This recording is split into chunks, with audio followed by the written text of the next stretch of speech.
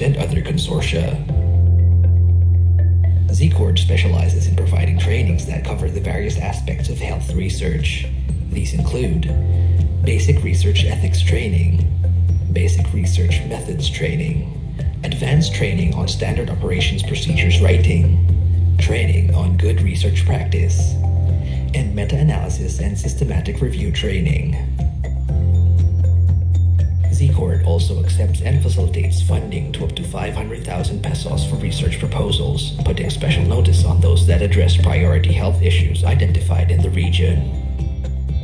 To date, the organization is populated by 31 diverse institutions, 14 from the academe, 13 from the government, and 4 from the private sector. With the status of national health in flux, the need for more experts in the field of research grows with increasing urgency. We invite you to take that step and join the consortium to lay the foundations for a balanced, progressive research landscape in the region. For more details on Z-Cord, its activities, and how Recording you in progress. get part, you may reach us through the following.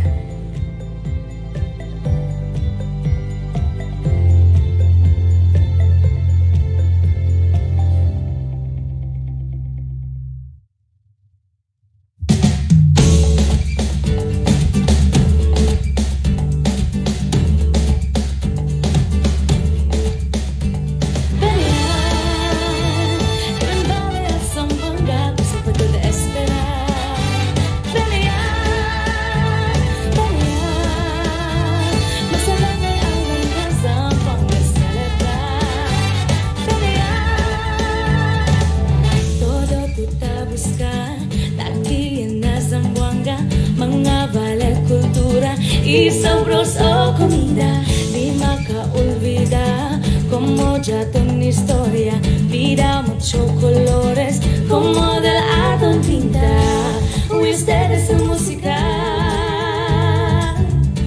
que alegría te da llevar.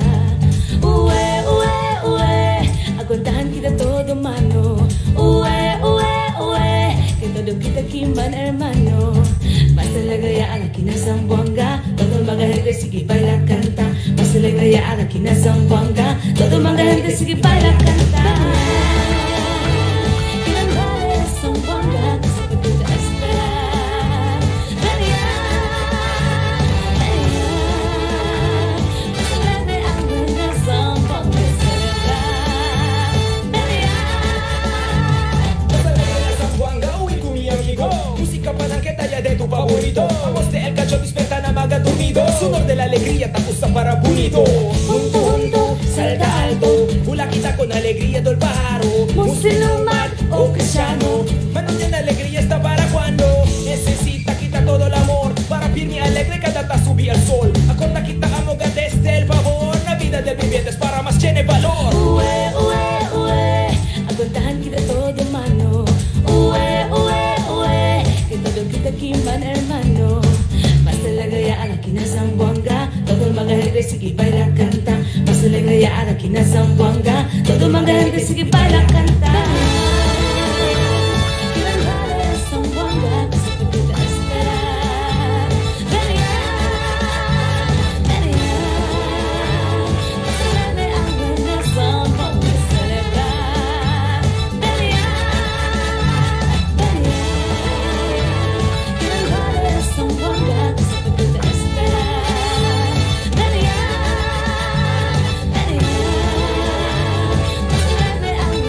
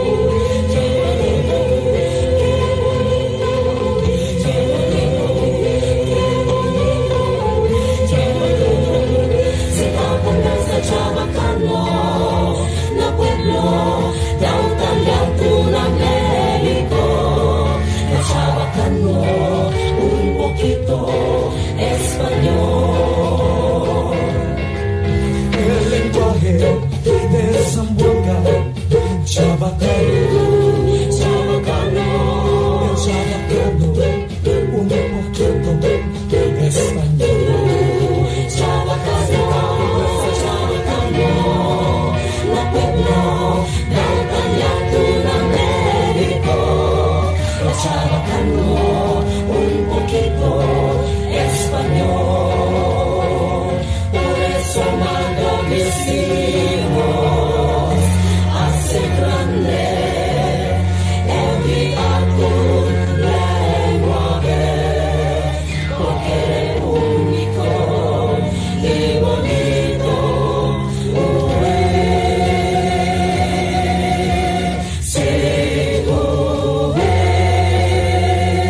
Chabacano.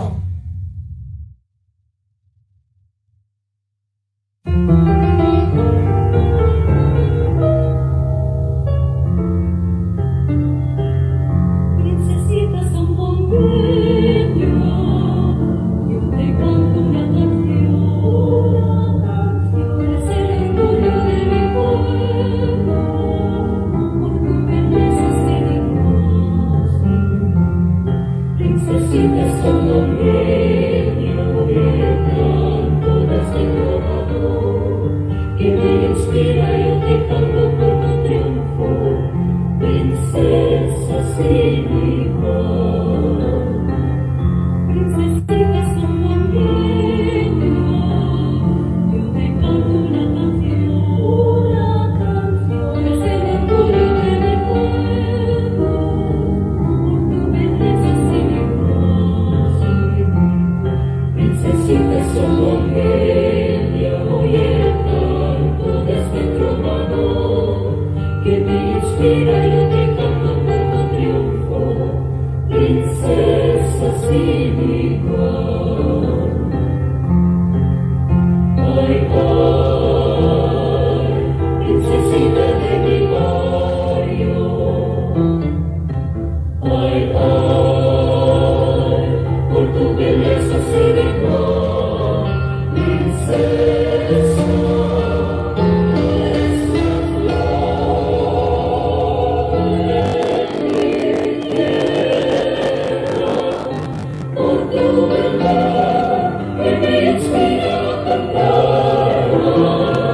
Princesita zamboangueña, tú eres mi día, mi único amor. Oye el canto con notas de mi vida, princesa del hogar. Ay, dueña, eres el faro de mi vida. Te quiero, mi estrellita singular, princesa, eres la flor de mi tierra, por tu verdad que me inspira a cantar. Princesita zamboangueña, tú eres mi día, mi único amor. Oye el canto con notas de mi vida, princesa del hogar. Princesita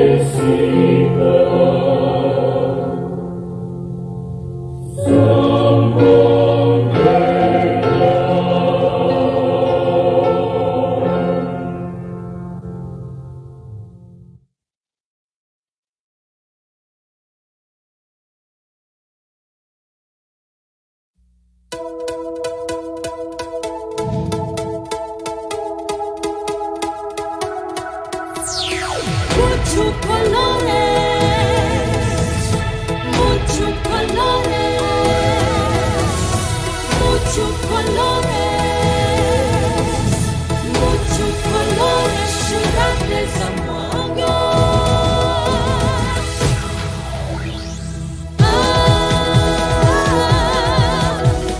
Muchos colores, ciudad de Zamboanga.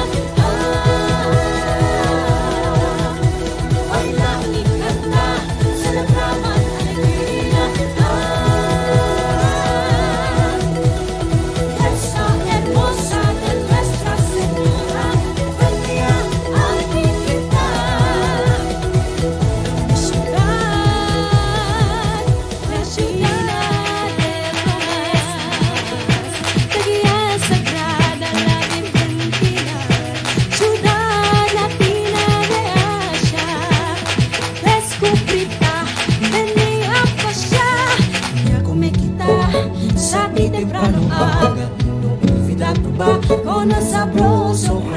Porque de paso nada. Indonesia con el familia, Dani paseo del mar.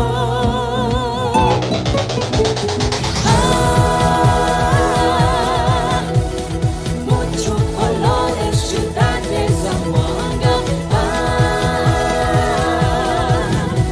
Baila y canta, celebramos alegría. Fiesta hermosa de Nuestra Señora, venía a quitar la mi ciudad,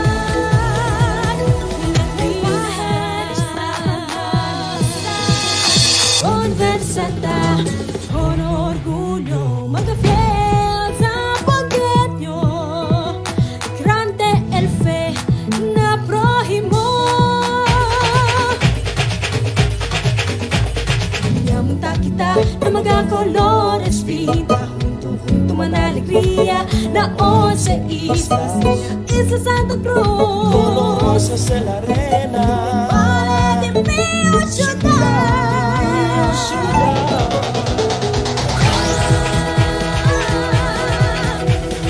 Muchos colores, ciudades, Zamboanga. Baila y canta, celebramos alegría. Fiesta hermosa de Nuestra Señora, venía a quitar a mi ciudad. Preciosa Perlita, ciudad de Barcelona, ciudad latina. cambiamos el nombre, tú te bésame, Comienza un bongueño, se raza valiente. Fuerte el brazos con el Dios más poderoso. Amor y fe en el corazón y pensamiento. En verde van tormentos de vida. Nunca pierde el fe, más que un chopo de tristeza. Tristeza, fiesta hermosa, bailación y alegrías. Sindican de la heresa, la fortaleza. Junto a todos, la familia importante. Celebra, fiesta ya finalmente. Uita con esta música. Música te compartir con este buen mensaje y amar que está con todo corazón con esta la ciudad. Vele ya tu mano con este muy señorita.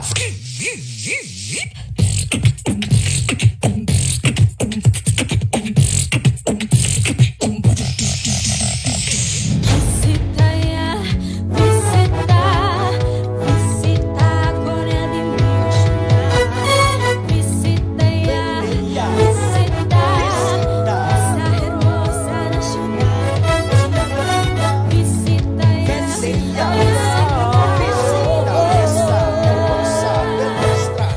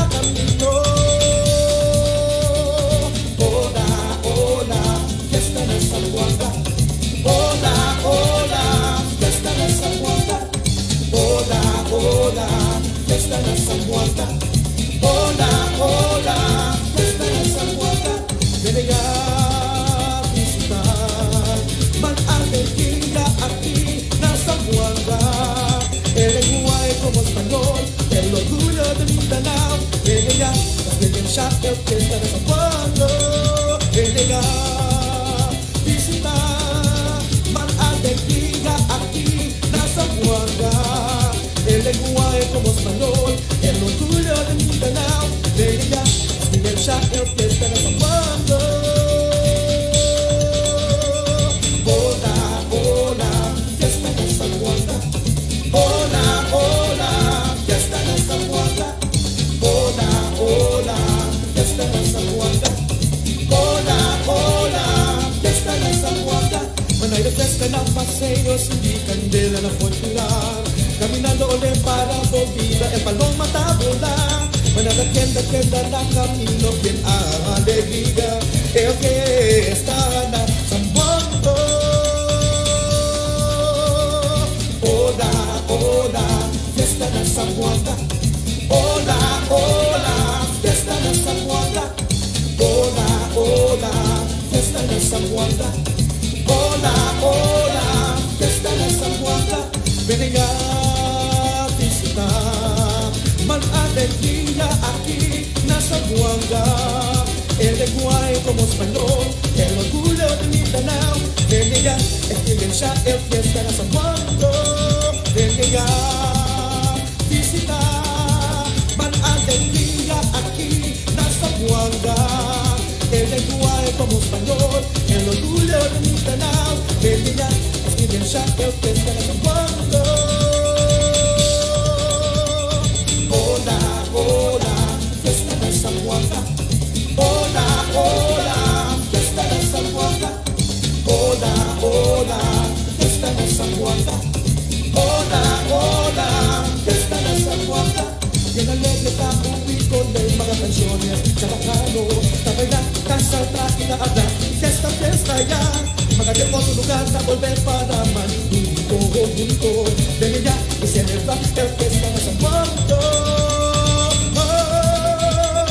Hola, hola, fiesta na sa Buanga. Hola, hola, fiesta na sa Buanga. Hola, hola, fiesta na sa Buanga. Hola, hola, fiesta na sa Buanga. Esperas para quien preparó ya el más sabroso comida. Ratoneo, borracha y grande, grande locor. Y si quieres tú comer maquilada, la salina al festival. Y si falta pantalla, amarrado el daño victorio. Hola, hola, fiesta na sa Buanga. Hola, hola, fiesta na sa Buanga. Hola, hola, fiesta na sa Buanga. Hola, hola, fiesta na sa Buanga.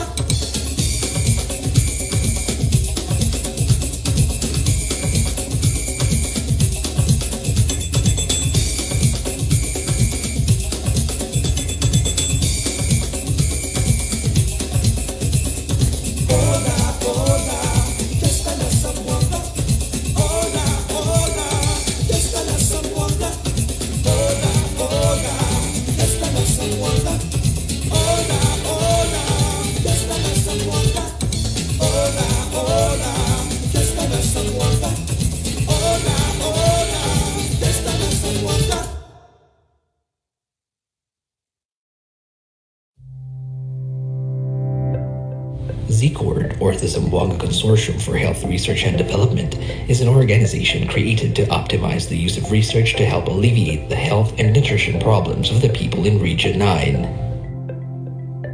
Its mission: to develop an enabling and sustainable research environment among member institutions and other stakeholders for the promotion of evidence-based health policies, programs, and practices. Presently, the consortium is focused on facilitating the translation of research outputs into policies, increasing the number of generated research proposals endorsed for funding, assisting member institutions in acquiring ethics review committee accreditation, empowering researchers through mentoring and training, endorsing research articles to peer-reviewed and accredited journals, disseminating research outputs, expanding funding sources, and facilitating the sharing of resources among members and other consortia. ZCORD specializes in providing trainings that cover the various aspects of health research. These include Basic Research Ethics Training, Basic Research Methods Training, Advanced Training on Standard Operations Procedures Writing, Training on Good Research Practice, and Meta-Analysis and Systematic Review Training. Z-Court also accepts and facilitates funding to up to 500,000 pesos for research proposals, putting special notice on those that address priority health issues identified in the region. To date, the organization is populated by 31 diverse institutions, 14 from the academe, 13 from the government, and 4 from the private sector. With the status of national health in flux, the need for more experts in the field of research grows with increasing urgency. We invite you to take that step and join the consortium to lay the foundations for a balanced, progressive research landscape in the region. For more details on Z-Court, its activities, and how you can do your part, you may reach us through the following.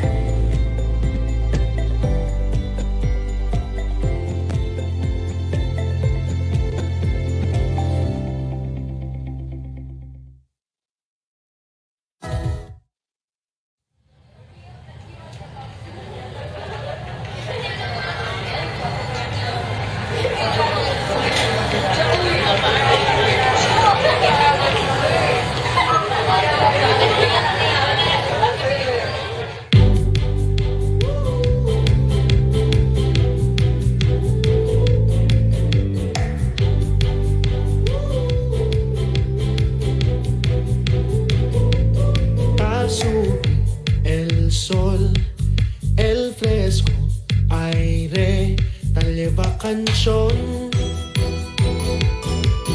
por causa na esperanza que ya dale tú conmigo te sigue yo cantar la admití na tormento tal lloran a mi sueño pero debe alegre hasta man junto contigo bonito el día junto kita pero mas lejos nunca olvida el kosayaglan mas cosa pa que ay pasa kunting balang naman ta ako pa tumangan sa entras junto kita por causa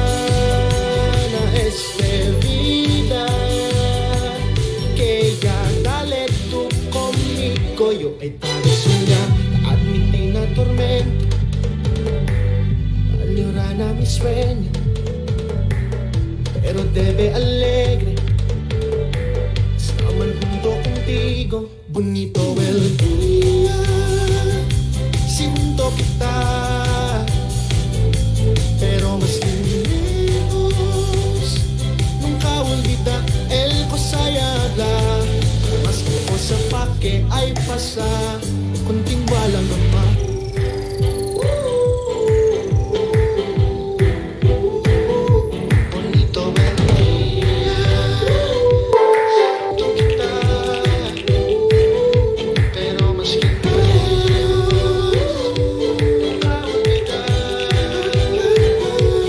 mas cosa pa que ay pasa bonito el día kita pero mas lejos nunca olvida el kosayaglan mas cosa pa que ay pasa bonito el día si junto kita pero mas lejos nunca olvida el kosayaglan bonito el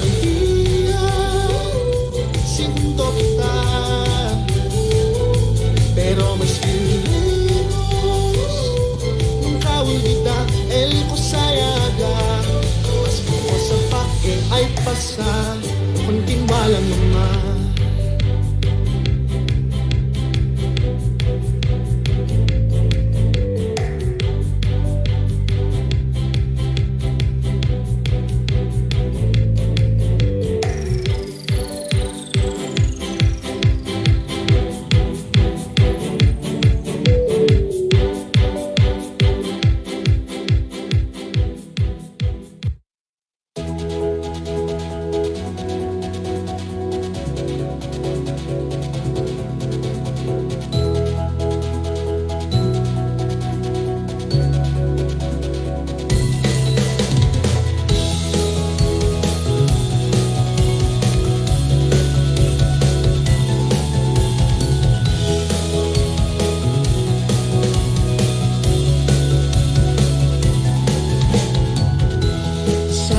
Sabado el notisya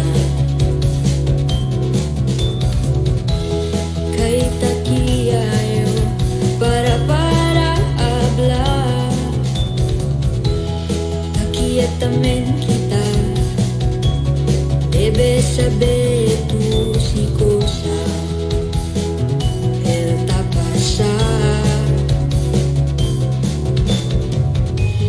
maga gente tan vira no sabe más si dónde andar pero debe parar derecho ayudan kita canta iyo hasta cerca de mi garganta beso kita ese tristeza nadie tuyo cara ese la pensar esta noche no hay quien sangre venía a tu lugar de a tu vida de a tu música manda kita uy manda saber de a donde esté no espera el llegar el ayuda debemos ver a kita canta iyo hasta cerca de mi garganta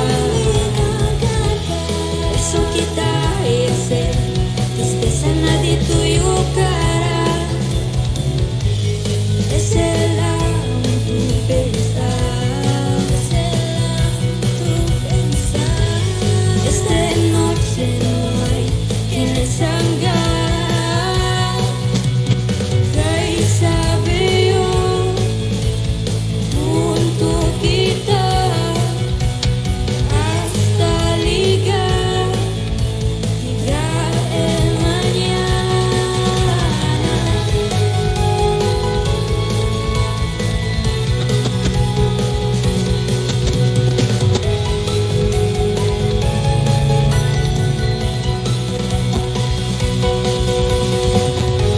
ligar mañana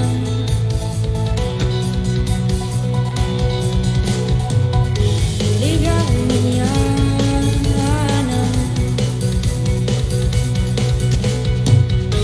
ligar mañana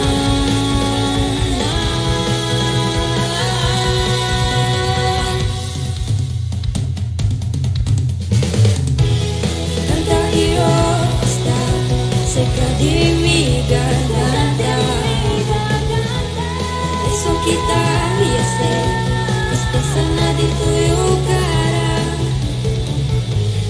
ese la tu pensar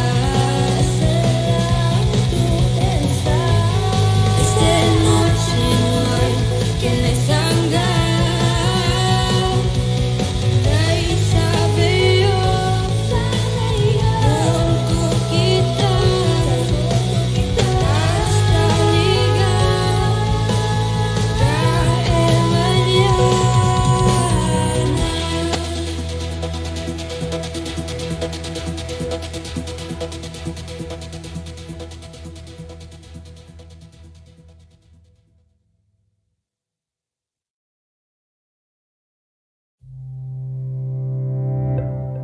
ZCORD, or the Zamboanga Consortium for Health Research and Development, is an organization created to optimize the use of research to help alleviate the health and nutrition problems of the people in Region 9. Its mission: to develop an enabling and sustainable research environment among member institutions and other stakeholders for the promotion of evidence-based health policies, programs, and practices. Presently, the consortium is focused on facilitating the translation of research outputs into policies, increasing the number of generated research proposals endorsed for funding, assisting member institutions in acquiring Ethics Review Committee accreditation, empowering researchers through mentoring and training, endorsing research articles to peer-reviewed and accredited journals, disseminating research outputs, expanding funding sources, and facilitating the sharing of resources among members and other consortia. Z-Cord specializes in providing trainings that cover the various aspects of health research. These include basic research ethics training, basic research methods training, advanced training on standard operations procedures writing, training on good research practice, and meta-analysis and systematic review training. Z-Cord also accepts and facilitates funding to up to 500,000 pesos for research proposals, putting special notice on those that address priority health issues identified in the region. To date, the organization is populated by 31 diverse institutions, 14 from the academe, 13 from the government, and 4 from the private sector. With the status of national health in flux, the need for more experts in the field of research grows with increasing urgency. We invite you to take that step and join the consortium to lay the foundations for a balanced, progressive research landscape in the region. For more details on Z-Cord, its activities, and how you can do your part, you may reach us through the following.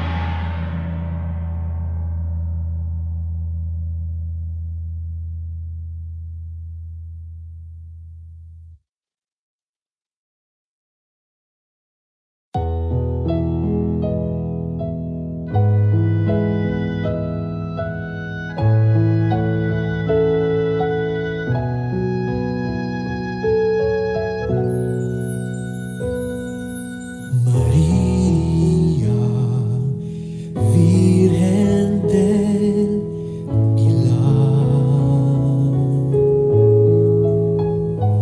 contigo ya bendicí el Dios Tata, cargando tú el mío, Jesucristo.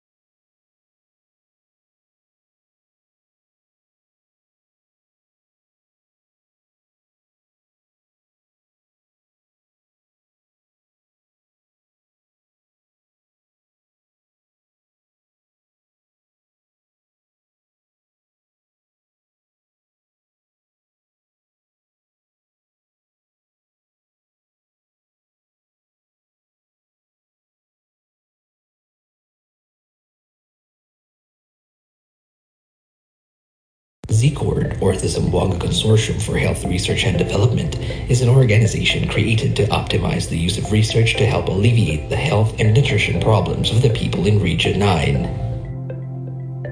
Its mission: to develop an enabling and sustainable research environment among member institutions and other stakeholders for the promotion of evidence-based health policies, programs, and practices.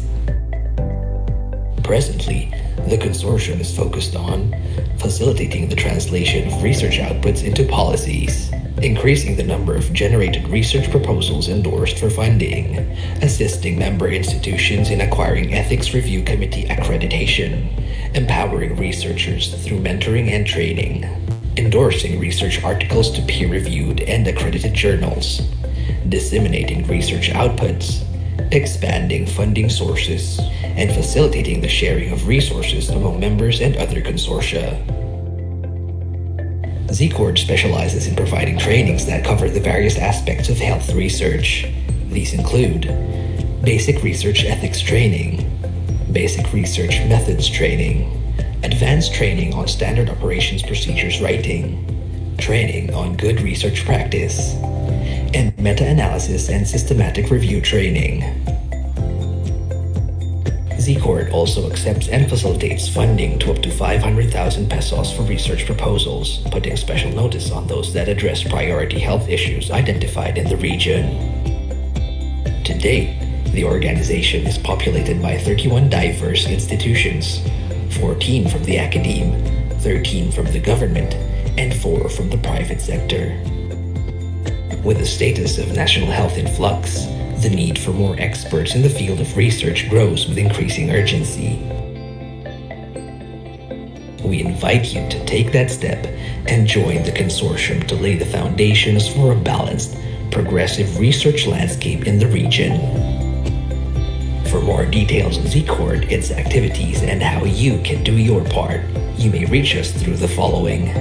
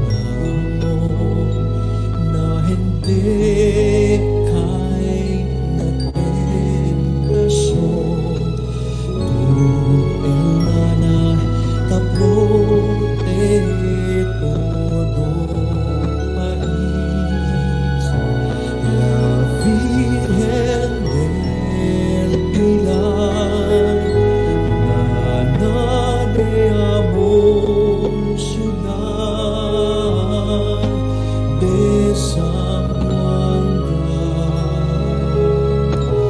Tú ay estaban al cielo, llevando el paz para todo. La Virgen del Pilar, canal lleno de amor y fe. Uide amon magareso, llevakan namon cerca con Jesucristo.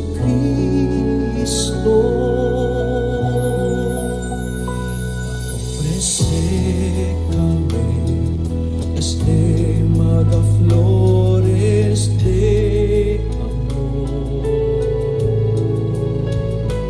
Kay tú el nana del todo y nana del Señor.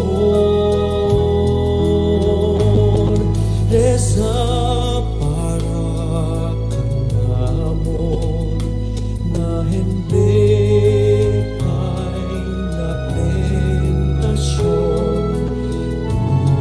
El nana taprotehe todo país. La Virgen del Pilar, nana de amor, ciudad de San Juan. Tú ay estaban al cielo, llevando el paz para todo. La Virgen del Pilar, canal lleno de amor y fe. Oíde amon magareso, llevakan namon cerca con Jesucristo.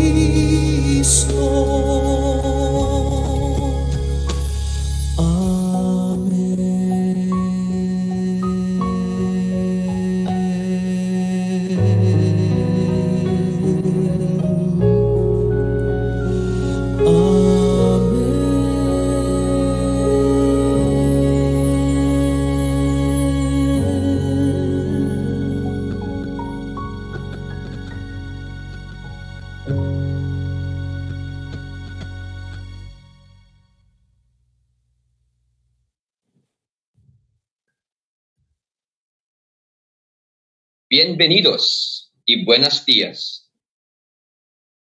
Every second week of August, the National Health Research Community celebrates the Philippine National Health Research System Week. The theme of this year's celebration is Health R&D in the New Normal, moving towards universal healthcare. This conference serves as a platform for researchers and various health research stakeholders to share their best practices and experiences in pursuit of healthier lives for the Filipinos, especially now that we are in the middle of a national health emergency due to the COVID-19 pandemic. Let us all be in attention for the video presentation of the Philippine National Anthem. This will be followed by the invocation and the playing of the Zamboanga Hermosa hymn.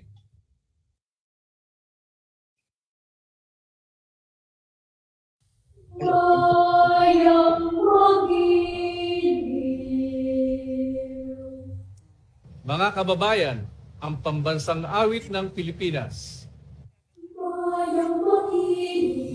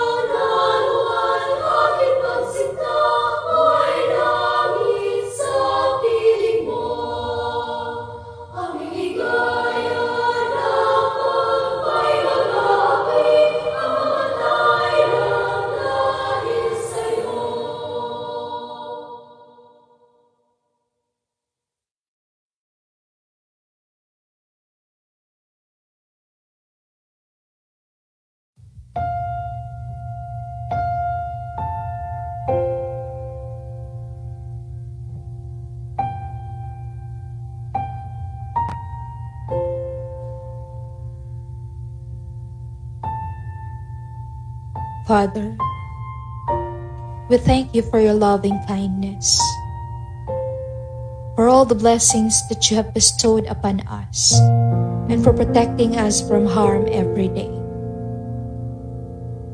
We thank you for the gift of life, wisdom, knowledge, talents, and skills. May we use these precious gifts to glorify your name and serve you with all we have. We also thank you for the opportunities that you have given to us, to be your instrument to serve others. And as we continuously bow our heads before you, we also ask that you will be upon our midst. As we gather in this hall, we humbly ask that your wisdom would guide us as we seek to accomplish the goals for today's activity. May you help us make decisions that will be pleasing to you. Stay with us, Lord, to show us your will. Stay with us, Lord, for as poor as our souls are, we want it to be a place of consolation for you, a nest of love. Let your will be done for the success of this activity. All these things we humbly ask and pray in your most sacred name. Amen.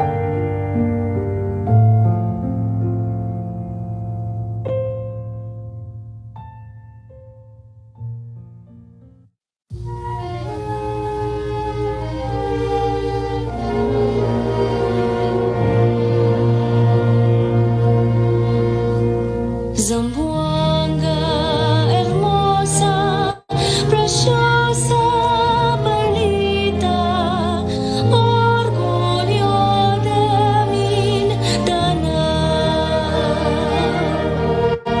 Tus peleas delagas son las que hermosean tu deliciosa ciudad. Flores y amores que adornan tu jardín, eres la imagen del bello Edén. Zamboanga, hermosa, preciosa, Barlita, orgullo de mi dana. Flores y amores que adornan tu jardín, eres la imagen del bello Edén.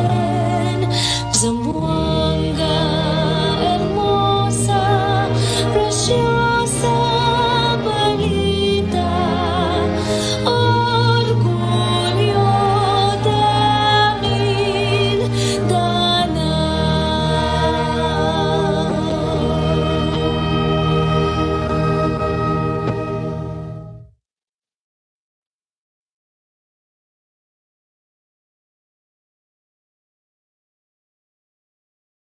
To all our distinguished guests and participants, buenos dias, and welcome to the 14th PNHRS Week celebration.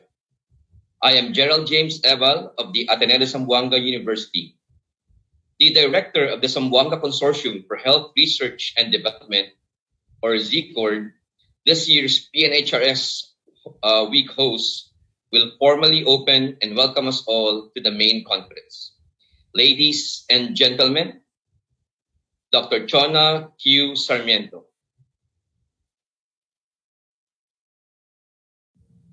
Allow me to greet all distinguished guests, speakers, and participants to this 14th PNHRS conference. Buenos dias a todos. It is an honor and pleasure for Zamboanga Consortium for Health Research and Development, CCORD, together with the Department of Science and Technology, Region 9, to co-host and welcome all the attendees of this 14th PNHRS conference.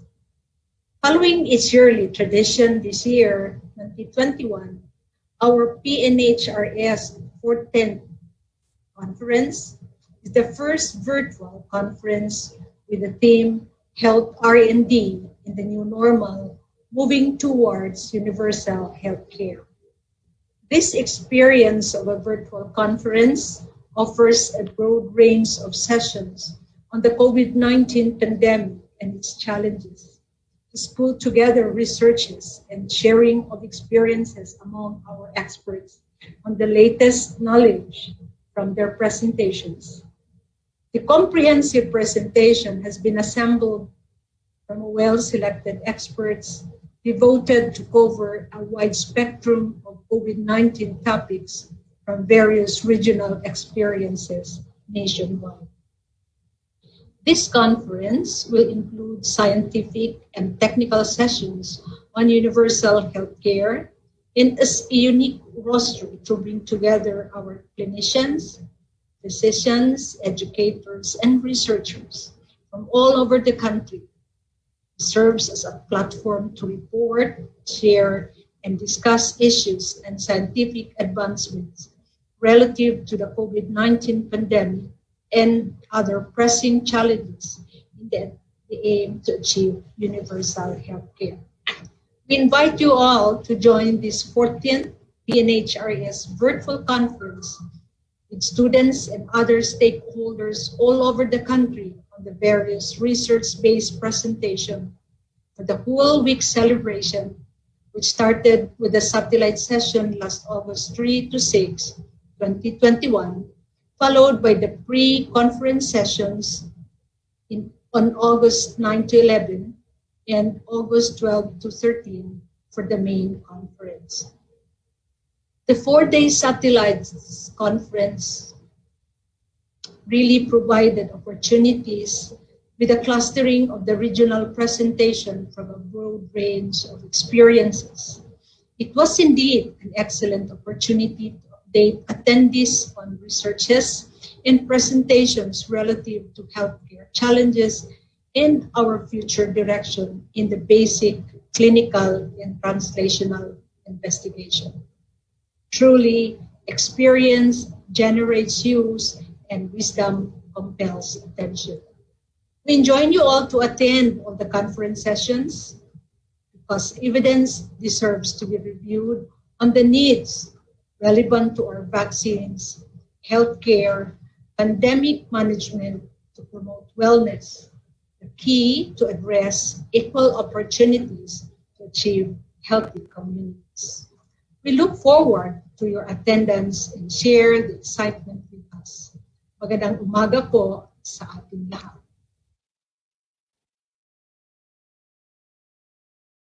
Thank you, Dr. Sarmiento. Let us now listen to the message of Zamboanga City Mayor Maria Isabel Climaco Salazar. Paz de Dios y abrazo de Nuestra Señora la Virgen del Pilar y San José a todos. Assalamualaikum warahmatullahi wabarakatuh.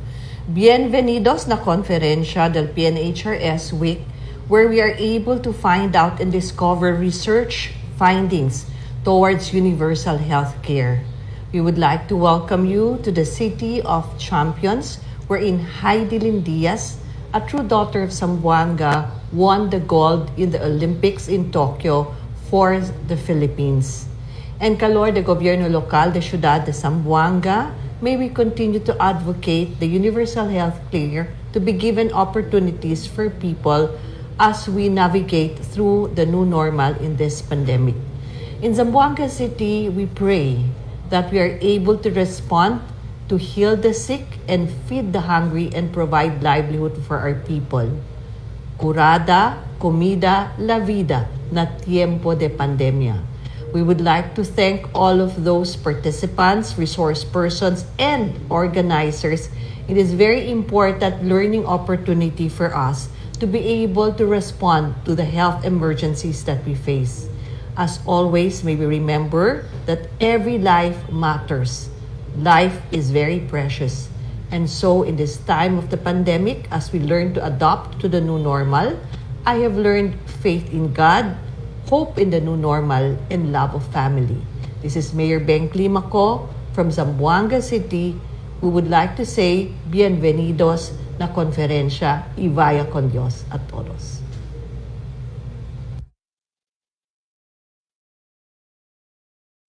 Thank you, Mayor Beng. Mr. Martin A. Wee, the Regional Director of the DOST Regional Office 9, will now address the conference participants. Distinguished guests, members of the consortium, fellow civil servants, participants, judges, facilitators, our partners from the North and South Luzon, the Visayas and Mindanao, damas y caballeros, buenos días a todos. Bienvenidos a Zamboanga. The Philippine National Health Research System Week is celebrated every second week of August in accordance with the Presidential Proclamation number 1309 of June 2007. This year, the celebration carries the theme, Health, Research and Development in the New Normal, Moving Towards Universal Healthcare, which highlights the efforts and partnerships of the 17 regional consortia to address the country's current challenges on health issues. Desde el nacimiento de Zamboanga Consortium for Health Research and Development del 2007, the Department of Science and Technology have invested much on research and development. Cuantos seminars y training siya también ella conducí junto con el mga miembros del consorcio relatado na salud. This pandemic has disrupted the flow of life that we know of. It has made it even harder to be the best version of ourselves. Nonetheless, the responsibilities of the health research sector in the country to its people outweigh the dangers that the new normal brings. Por lo tanto, debe kita man junto-junto y esta fiel na di aton obligasyon para hacer más el mga oportunidad y saber na di aton prójimo. Despite the ever-growing challenges surrounding this undertaking, one cannot help but be hopeful. As our participation to this week's celebration speaks volumes of your drive to collaborate in the pursuit of initiatives that will soon evolve in the actionable solutions that will improve the quality of health for Filipino people. It is our desire that this 14th PNHRS conference may pave the way to share new knowledge and experience. May this celebration be a continuous avenue as we take in working together for a better and brighter Philippines. Otra vez, bienvenidos a Zamboanga, la patria de primer medalla de oro olímpico de Filipinas, the homeland of the Philippines' first Olympic gold.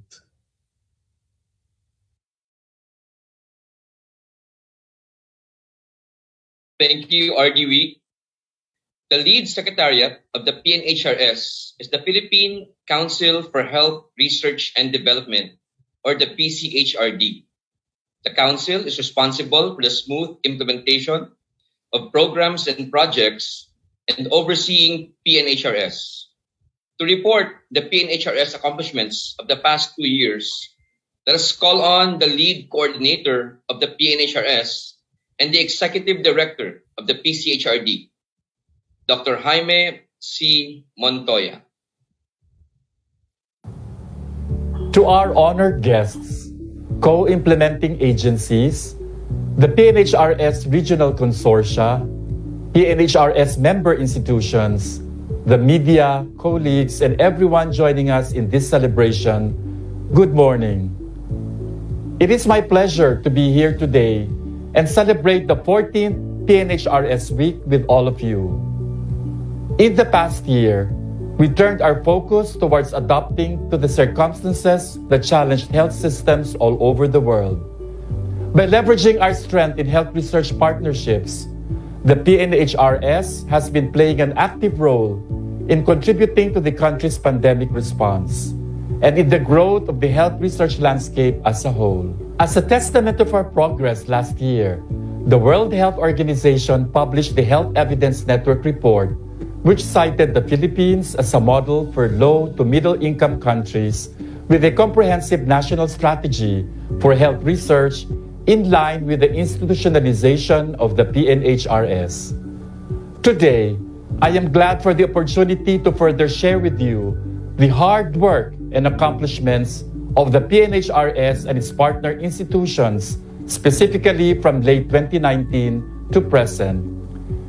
The Research Agenda Management Committee, the committee that is responsible by the PNHRS as a unified health research agenda, pursued advocacy and dissemination activities for the National Unified Health Research Agenda 2017 to 2022 to promote the alignment of health research to the NURA. Part of these advocacy activities is the presentation of the NURA 2017 to 2022 in the research agenda setting activities of the following institutions. The RMC likewise assisted in facilitating the research agenda setting activities. The RMAC also participated in the launching of the National Mental Health Research Agenda. This first National Research Agenda in mental health is a supplement to the NURA 2017 to 2022. As part of the research agenda monitoring function, the RAMC continues with the planned implementation of the end assessment of the NURA 2017 to 2022 this year, 2021. The current NURA is about to end its term next year, and an assessment of its relevance and performance has to be done anew as groundwork for the preparation of the research agenda for the ensuing period 2023 to 2028. The results of this end assessment are crucial inputs in the preparation and updating of the NURA for 2023 to 2028, which is programmed to be implemented next year, 2022.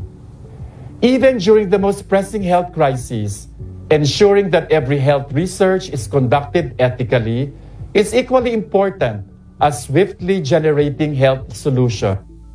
The Research Ethics Committee accreditation system ensures that RECs adhere to universal principles of the protection of human participants in health research. From August 2019 to July 15, 2021, the Philippine Health Research Ethics Board awarded a total of 63 institutions of Level 1, 2, and 3 research ethics committees with PREB accreditation. To guide accredited RECs on the streamlining of research ethics review processes, the PREB launched the 2020 Standard Operating Procedures or SOPs Workbook. As a contribution to the country's COVID-19 response, PREB served as a consultant of the DOST Vaccine Expert Panel on the conduct of the World Health Organization Solidarity Trials and the Independent Vaccine Trials, where they provided advice on the recruitment of participants in the trials and compensation of trial participants.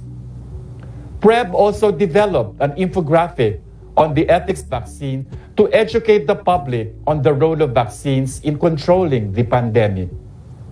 To date, the PREB has conducted 104 training workshops, both face-to-face and online, to train participants on basic research ethics, standard operating procedures, good research practice, and continuing research ethics. The Committee on Patient, Family, and Community Engagement manages a database, National Directory of Patient Organizations, which provides relevant information on the organizations which may be used as reference for recipients of assistance and support, as well as groups that can be engaged in advocating patients' rights.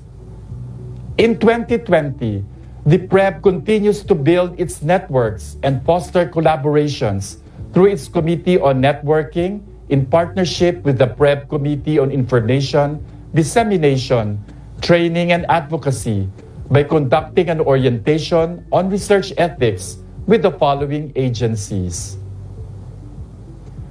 To ensure the consistent implementation of its policies across RECs, the Regional Ethics Monitoring Boards were established to serve as the regional arms of the PREB, assisting the PREB in ensuring the ethical conduct of research such as biomedical, social behavioral, and health operations in the country.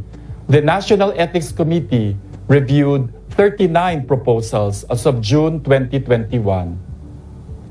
Among the key areas relevant to the system is the provision of recommendations on strategic directions, policies, programs, and initiatives to harness opportunities and address gaps in health research capacity building. We conducted the annual PNHRS Capacity Building Committee networking session during the 13th PNHRS week to strengthen the partnership between and among all stakeholders involved in capacity building in health research. The proposed initiatives for the next years were presented to ensure alignment of regional CBCs, programs, and capacities with the national CBC. We also held the enhanced training of trainers, or TOT, for basic research methods to develop a larger pool of trainers in the different regions. The outputs of this initiative were training design for BRM2 and supplementary training modules. To address the urgent need for an evidence-based monitoring framework to evaluate progress and impact of capacity building initiatives, we implemented capacity building projects. With this, we reviewed local and international capacity building interventions, validated definitions of selected terms and concepts in capacity building, and developed the PNHRS CBC Strategy Map 2020 to 2022 and CBC Scorecard. The committee launched the Collaborative Research and Capacity Building Initiative in March 2020, which integrates the capacity building efforts of the implementing agencies, regional consortia, and member institutions. For its initial phase, the initiative accepts capsule proposals on control and prevention of human immunodeficiency virus infection and schistosomiasis. We also implemented the Helia Castillo Award for Research on Social Innovations in Health, or GCARSI, to recognize change makers and highlight innovation and response of various health researches against persistent societal and health challenges. The top 3 winners and 7 finalists were awarded and recognized during the conduct of the 39th PCHRD anniversary celebration on March 17, 2021. The system values and invests in strengthening health research communication infrastructure and mechanisms to bring health research outputs closer to communities. To harmonize the communication efforts of the regions and ensure their efforts were aligned with the PNHRS strategy map, the RUC held the following meetings in 2019. In the same year, we launched the 3-minute pitch to policymakers competition, which aims to cultivate the skills of researchers in presenting the value of their research to policymakers. To date, we were able to conduct 4 3MPs and engage the Regional Health Research Consortia in nominating qualified researchers to the competition. We also like to commend some of the regional consortia who found value in presenting results to local policymakers, thus conducted their own 3-minute policy pitch contests in their own regions. Hosted by the Northern Mindanao Consortium for Health Research and Development, our last PNHRS Week celebration was held in 2019 in Cagayan de Oro City. This is the major activity of the RUC, which serves a platform for the different stakeholders to discuss the current situation challenges and advancements related to improving health and equity through reinforced health research and innovation in the regions and local communities. Likewise, we were grateful to the 13 regional consortia who were also able to conduct their own health research forum last year to discuss their local health research issues. Our partnership with the Philippine Association of Medical Journal Editors Incorporated and the Asia Pacific Association of Medical Journal Editors since 2012 to equip young researchers in journal writing and publishing has resulted in 238 research publications in peer-reviewed journals. We thank our local partners who helped us train 688 researchers from 17 regions of the country. Our capacity building initiatives on use of different information dissemination tools and effective communication strategies have been applied by our regional consortia, as evidenced by their more interactive websites and presence in social media to disseminate information to the public. Recognizing the importance of monitoring and evaluation as key in assessing overall system performance, the Committee on Structure, Organization, Monitoring, and Evaluation, together with the DOST-PCHRD, developed the PNHRS Monitoring and Evaluation Registry based on the PNHRS Strategy Map. The tool aims to generate a comprehensive report on health and health-related research information from PNHRS consortia member institutions, research-generating institutions, and in 2019, a pilot run of the system was conducted in selected RHRDC member institutions. Researchers and research coordinators from the respective institutions were trained on how to use the system. Feedback from the participants during the pilot run were also integrated in the development of the system. To ease user accessibility and experience, the PME module was integrated in the Herdin Plus system. This made the platform easily available for research institutions, researchers, and regional consortia to disseminate information at the institutional level and generate reports for the following agencies. In parallel with these developments, the committee and the PCHRD continued its orientation and information sessions during the tracking and reporting research data session of the 13th PNHRS week in 2019. The system was introduced to the heads of the research offices and researchers as a tool for research offices to manage their institutional research information and profile for institutional reporting, decision-making, and monitoring and evaluation of PNHRS system performance. We were also able to conduct orientation about the PNHRS monitoring and evaluation system to 79 higher education and research and development institutions nationwide. These orientations also paved the way to get each institution's feedback on how we can enhance the system. As of the moment, continuous enhancements are ongoing. Through the Resource Mobilization Committee, the system also engages in national and international partnerships and networks for health research development. As well, the PNHRS network and implementing institutions develop policies and guidelines to institutionalize and operationalize their participation in the system.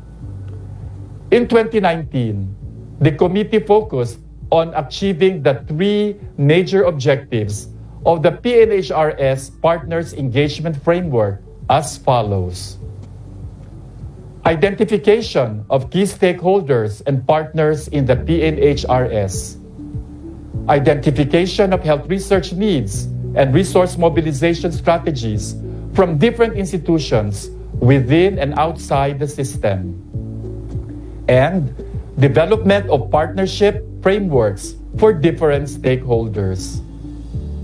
For Objective 1, the committee conducted consultation meetings with 4 major hospital networks. During these meetings, different health research needs, such as collaborative research projects and capacity building activities, were identified. The hospitals and specialty societies signified their interest to conduct regular meetings to discuss further the needs of the health research system and eventually form partnerships with other stakeholders within the system.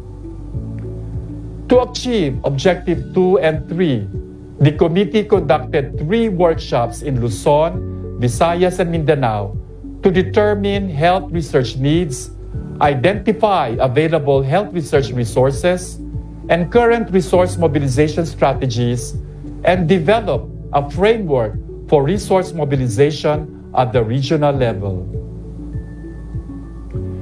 As the lead coordinator of the PNHRS, it is very heartwarming to witness how the system has thrived despite the circumstances brought about by the COVID-19 pandemic. I am sure every entity and community, especially within the health and research sector, has experienced hardships in different aspects, whether it be as individuals or as institutions.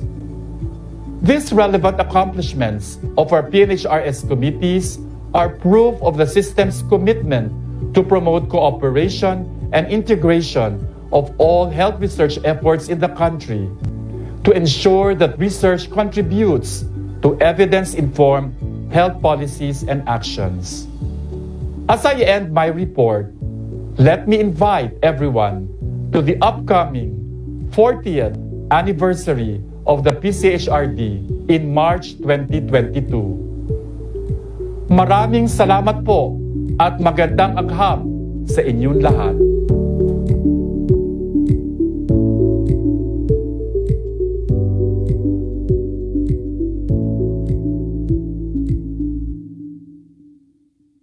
Thank you, Dr. Montoya. As this event is a Philippine National Health Research System celebration, it would not be complete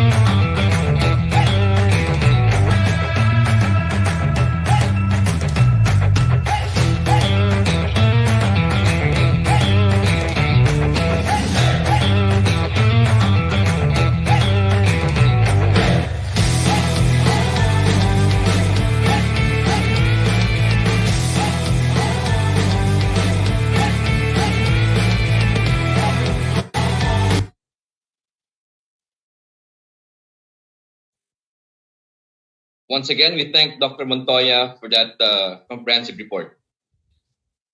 As this event is a Philippine National Health Research System celebration, it would not be complete without hearing the heads or from the heads or the representatives of the PNHRS implementing agencies.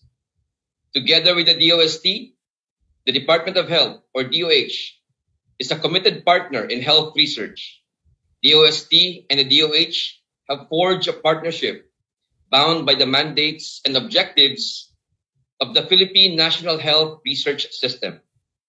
Part of the mandate in this collaborative effort to improve the health status and quality of life of Filipinos is to ensure that investments in health research yield the maximum benefits for the general public. Ladies and gentlemen, For his message, let's all welcome the DOH Secretary, Dr. Francisco Duque III.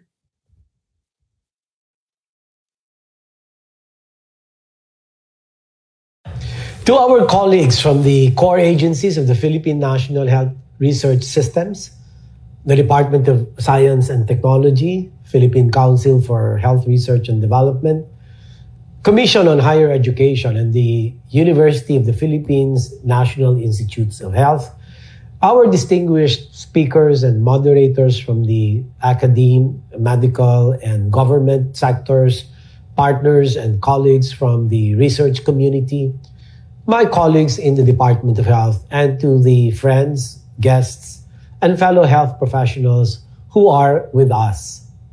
A pleasant and healthful morning to all. It is truly an honor to be among you today as we continue our efforts to advance Philippine healthcare in spite of the current circumstances. For this, I heartily congratulate the Zamboanga Consortium for Health Research and Development and the Department of Science and Technology, Region 9, for ensuring the staging of this year's Philippine National Health Research System Week. We can all agree that the past year and a half has been difficult for all of us, especially for our research community. The tremendous need to expedite our studies on the different aspects of this pandemic, particularly in the realms of medications and vaccines, has been and indeed continues to be a monumental challenge.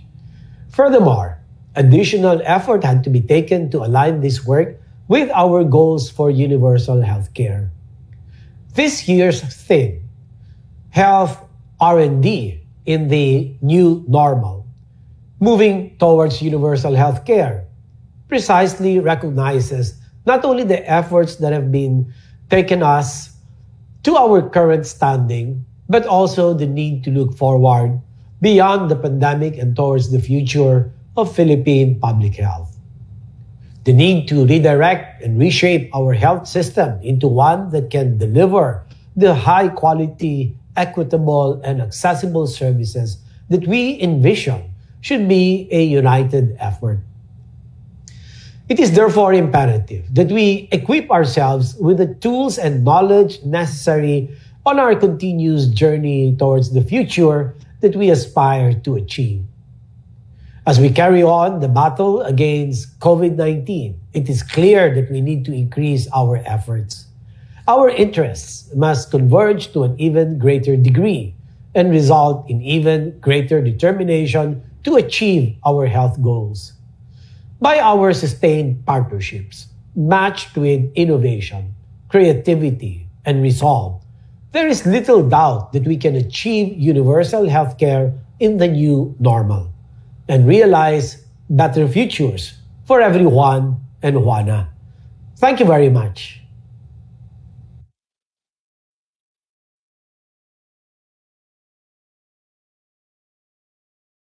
Thank you, Secretary Duque. The University of the Philippines, Manila, through the National Institutes of Health, the country's leading institution for health research and development, which was established as a National Health Research Center by the Philippine government.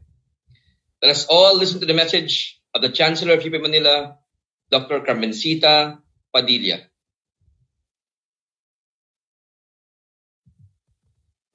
His Excellency President Rodrigo Roa Duterte, Science and Technology Secretary Fortunato de la Peña, Health Secretary Francisco Duque III, CHED Chairperson J. Prospero de Vera III, PCHRD Executive Director and PNHRS Lead Coordinator Dr. Jaime Montoya, Zamboanga City Mayor Maria Isabel Climaco Salazar, DOST-9 Regional Director Martin Wee, health scientists and educators, representatives from the DOST regional offices and regional development consortia, guests, lecturers, and resource persons, good morning.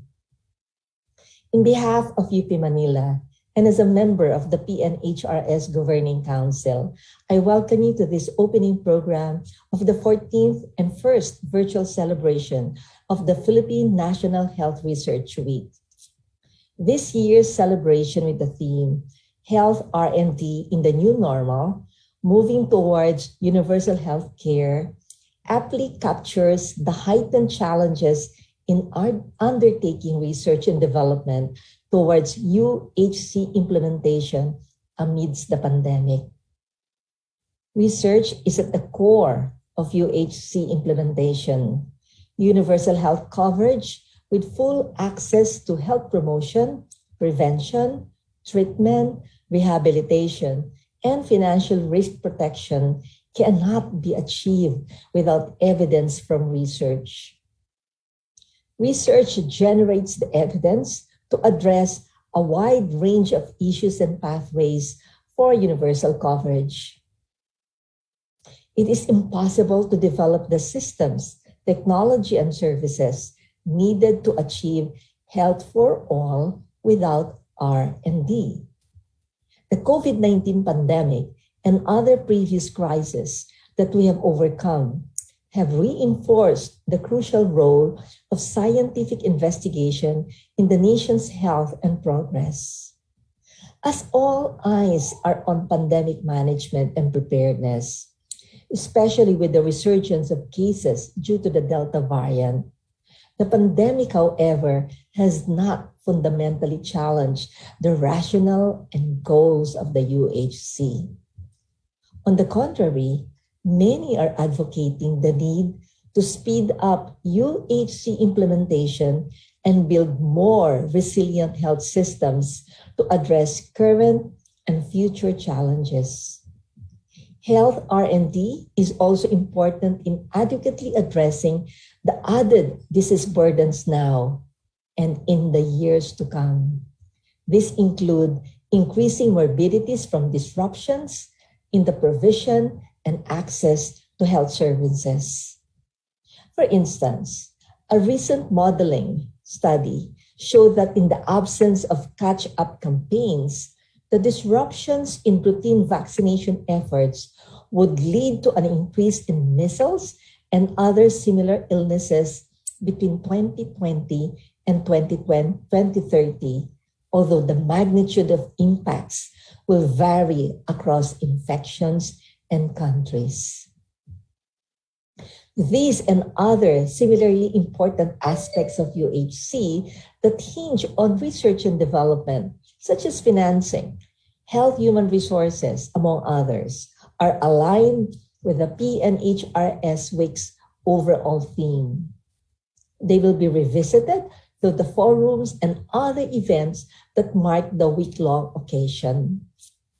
On behalf of PNHRS member institutions, I commend the PNHRS for being a dedicated and capable contributor to the successes and milestones of the UHC. Research and innovation have been the hallmarks and the main focus of what we do as academics and scientists working for and with PNHRS. Through this celebration and other notable events and efforts being led by the PNHRS, the task of health R&D for a better Philippines becomes better directed and more fulfilling.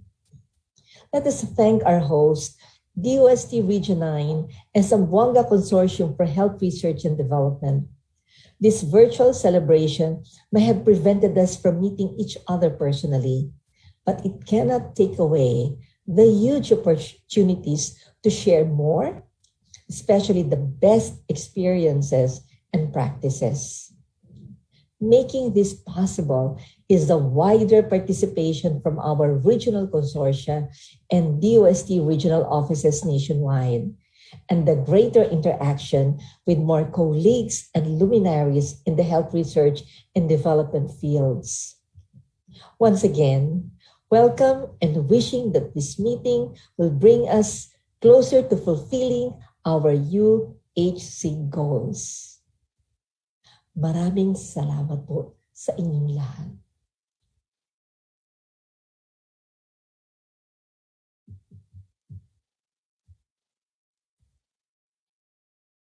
Thank you very much, Chancellor Padilla. And finally, to help us better understand and appreciate the significance of this celebration, may we call on DOST Secretary Fortunato de la Peña for his message.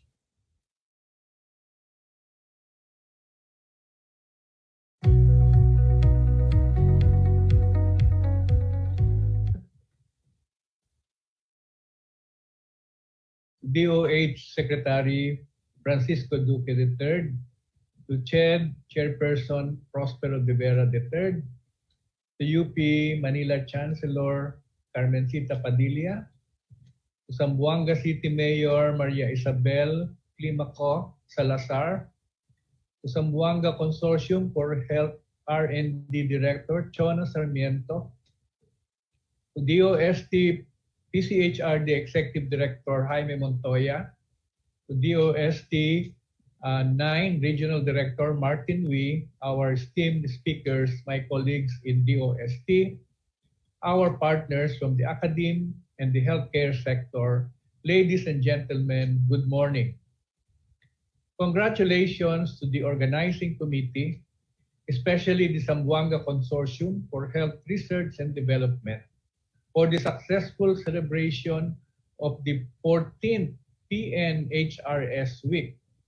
Despite not being able to meet each other personally again this year, I am proud to share that the 11 satellite sessions in the past 2 weeks have been very productive, with engaging discussions and a remarkable number of participants. In this year's celebration, we focus on the role of research and development in supporting our communities and in aiding our institutions for the successful implementation of the Universal Healthcare Law.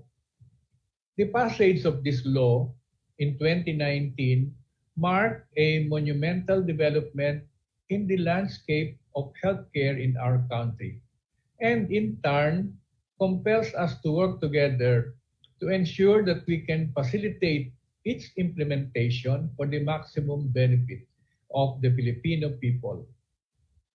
As a national framework and a convergence, the Philippine National Health Research System has already provided significant inputs and contributions to our capacities for health. This is especially evident in the past year as we had to face a pandemic which until now threatens our health, livelihood, and economic security, among others. With this pressing health challenge, the system has shown excellence, perseverance, and commitment to contribute to the country's pandemic response. As we have even before the pandemic, we leveraged partnerships and built on each other's strengths to generate solutions for every region in the country. Specific to health, the DOST, through the Philippine Council for Health Research and Development, or DOST-PCHRD, has supported a total of 36 COVID-19 related projects in 2020 alone. On top of this, the DOST also supported several projects through our attached agencies and partners for a holistic approach anchored on the 4 Ks: kalusugan, kabuhayan, kaayusan, at kinabukasan. Examples of these projects include the development of our very own COVID-19 test kit, the Gen Amplify Coronavirus 2019 RT-PCR detection kit, which is now approved for commercial use by the Philippine Food and Drug Administration. The enhancement of the feasibility analysis of syndromic surveillance using spatiotemporal epidemiological modeler, or FASTER, for early detection of diseases, which is now adopted by the Department of Health as the official monitoring tool for COVID-19 in the country. And the development of the specimen collection booths for sample collection, the design of which was reported to have been downloaded and now being used in Africa.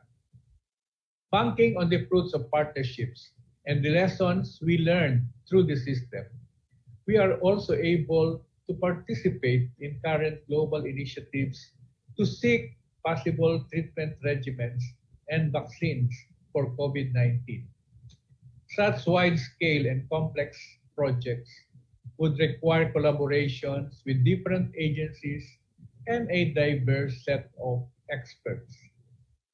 Thanks to our partnerships in the PNHRS, in a few weeks after the outbreak of COVID-19 in the country, we were able to convene our very own vaccine expert panel for the technical review of clinical trial data of vaccine candidates and work in close coordination with various agencies to lead the country's task group on vaccine evaluation and selection. Deriving from these experiences, I would like to reiterate that our projects and initiatives are made possible through the support of our network, locally and internationally, by building on our diverse expertise and by continuously assessing the areas where we can collaborate. We are able to generate solutions that are attuned to the needs of our communities and carry out projects that bring significant change and impact. This drive to expand our network and strengthen our existing collaborations is also key in achieving our goals for equitable and inclusive healthcare systems. The passage of the Universal Healthcare Law is but a step in reaching this goal. We have to continue working in solidarity to create an environment where the people can have easier access to better healthcare services. In a network environment such as the PNHRS, it is already given that we work in a multidisciplinary manner, synthesizing the knowledge and approaches of different disciplines. This strategy makes us even stronger and more effective as a group, and in turn, help us reach our goals faster. With this, I would like to acknowledge the support of our partner institutions situated in all 17 regions of the country, led by the 17 Regional Health Research and Development Consortia. The RHRDCs play a very critical role in ensuring that there is equity in research and innovation in health, especially as their agenda and priorities would vary depending on the needs and resources of the region that they cater to. The RHRDCs also support our initiative to harness the diverse and unique potential of its region through the Tuklas Lunas program or the country's drug discovery and development program. To date, we already have a total of 28 Tuklas Lunas implementing partners in the country, with 17 in Luzon, 6 in Visayas, and 5 in Mindanao. This includes the Mariano Marcos State University, or MMSU, in Region 1, and the Herbanex Laboratories Incorporated in Region 6. Pursuing studies on various Ilocano herbs and food plants for anti-inflammatory properties, the MMSU TLDC has generated extracts from these plant species that were confirmed to have anti-inflammatory activity and is now undergoing standardization and formulation. Meanwhile, Herbanex Laboratories Incorporated also pursued studies to contribute to our ongoing fight against the pandemic. Building on the previous project on tawa-tawa for dengue, the team is conducting clinical trials to determine the antiviral properties of tawa-tawa for the management of COVID-19. The regions are also heavily involved in our efforts to address the COVID-19 pandemic through health research. In the recalibration of PASTER, or the feasibility analysis of syndromic surveillance, using spatiotemporal epidemiological modeler to forecast the effect of health systems capacity and specific interventions. The DOST regional offices has assisted in conducting training sessions for regional interagency task force or RIATF and local government units. This enabled more than 80 provincial local government units and 403 city or municipal LGUs to register and use the faster web application. On the other hand, 56 city or municipal LGUs and 2 provincial LGUs are registered in Tanod COVID. To date, the FASTER is officially adopted by the Department of Health as a tool for modeling disease spreads in the country and to aid in the DOH disease surveillance efforts. We were also assisted by our regions in the distribution of specimen collection goods or SCBs to accelerate mass testing in the Philippines while protecting frontline healthcare workers during swab collection. Since May 2020, a total of 132 units were produced and installed to selected hospitals. The regions have provided assistance in routing the delivery and installation of SCBs to corresponding health centers and hospitals in the National Capital Region and in 37 provinces in Luzon, Visayas, and Mindanao. Further, the Health Technology Assessment Council, or HTAC, is an independent advisory body created under the Universal Healthcare Act, which provides guidance to the DOH and the Philippine Health Insurance Corporation, or PhilHealth, on the coverage of health interventions and technologies to be funded by the government. For this year, the DOH and DOST are in collaboration to build the capacities and implementation of the HTA program in the country as mandated by the UHC law. The regions are expected to play an important role in implementing this program to support the establishment of the HTA network in the country to support the generation of data and scientific evidence in coming up with a sound policy and decision-making through the HTA process. Allow me also to thank the lead implementing agencies of the PNHRS together with the Department of Science and Technology, and these are the Department of Health, the Commission on Higher Education, and the University of the Philippines Manila National Institutes of Health for their support and commitment to health research initiatives. Everyone involved in the system is part of the accomplishments that we have achieved even before its institutionalization in the year 2013, and the path that we are aiming to take for the future of healthcare in our country. We are especially proud and grateful of everyone now that the system is also being recognized in the international scene. Last year, the World Health Organization cited the Philippines as a model for low to middle income countries equipped with the PNHRS as a comprehensive national strategy for health research. Our shared goal is also parallel to that of the Universal Healthcare Law, to ensure that all our efforts and initiatives will lead to the attainment of better healthcare for every Filipino. I am confident that our country is brimming with talents, and combining our strengths to the PNHRS makes our network more dynamic, competent, and responsive to the needs of our communities. The goals and directives of the PNHRS will always have the best interest of the Filipino at heart. For this, I am proud and thankful. To celebrate with us and share his message, I am privileged to introduce our guest of honor this morning, the President of the Republic of the Philippines, Rodrigo Roa Duterte. Maraming salamat po.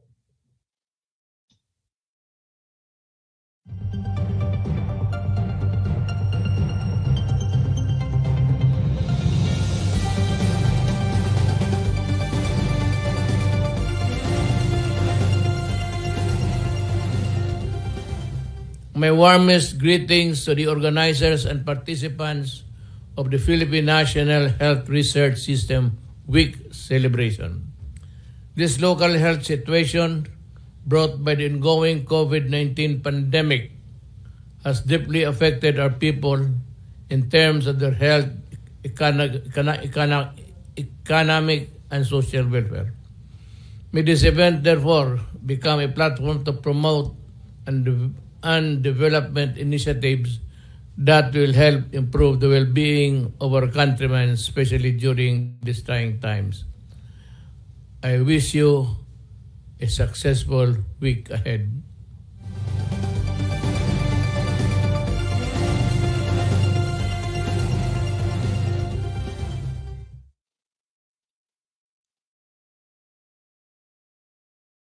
We thank our Philippine President, President Rodrigo Roa Duterte, for gracing us in this PNHR week ceremonies. At this point, we'd like to acknowledge that we are being joined live by Secretary de la Peña of the DOST, Undersecretary Guevara, and of course, Chancellor Carmencita Padilla. We would like to thank also the primary organizers of this year's PNHRS Week, the DOST Region 9 Office, the Zamboanga Consortium for Health Research and Development, and the DOST PCHRD. We also would like to thank the over 300 institutions and organizations and their members from all over the country that have joined us in our celebration of this year's PNHRS Week. And that, ladies and gentlemen, concludes our opening ceremonies. I am now inviting everyone to our first plenary session. The topic of this session revolves around the theme, Changing Landscape of Universal Healthcare, Paradigm Shifts in Health R&D. Joining us today is a set of distinguished speakers and reactors who are going to share their experiences and insights as they expound on our theme. The moderator for this plenary session is a member of the faculty of the College of Nursing of the Ateneo de Zamboanga University. She has a PhD in nursing education, major in leadership management. Guests and participants, let me now turn you over to our plenary moderator, Dr. Diane Staplan. Muchísimas gracias, Mr. Ebal. Buenos días y bienvenidos. Good day and welcome to the plenary one of the 14th PNHRS Week celebration. Allow me to introduce to you our first speaker. Our first speaker has an eclectic professional experience and training characterized by an intertwined interest in both research and policy, spanning from her earlier education in liberal arts and medicine to her later training in clinical epidemiology in the University of the Philippines College of Medicine, and most recently, her postgraduate training in health systems management and policy at the Institute of Tropical Medicine, Antwerp. Her interest in bridging the gap between research and practice has only intensified through the years, most notably during her fellowship in the Department of Health, Philippines. These past 6 years, as a technical officer and currently as chief of the Health Research Division in the Health Policy Development and the Planning Bureau, promoting and facilitating the generation and utilization of evidence to inform public health practice has been the fundamental core of her work. Dear participants, let us give our virtual applause to Dr. Gloria Nenita Velasco.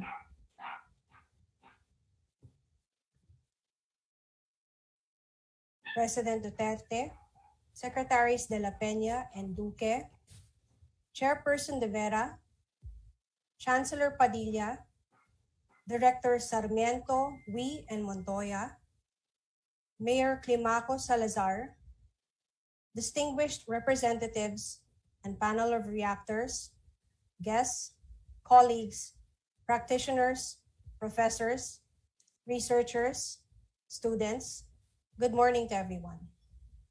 thank you for the opportunity to speak to all of you today. It is clear that this pandemic will have an impact on the realization of universal health care, as I imagine it would for other developmental goals of the country. Every day, we are faced with the immediate health effects, those that have fallen sick and those who are no longer with us. And with their families, we share their grief. And then there are those other ways, both tangible in the form of job loss and insidious in terms of its impact on our mental health, in which the pandemic has and will affect us, and which we will only likely have a full understanding of after all of this has passed. But while I speak of undesirable consequences of the pandemic, it is also important to recognize developments that have happened.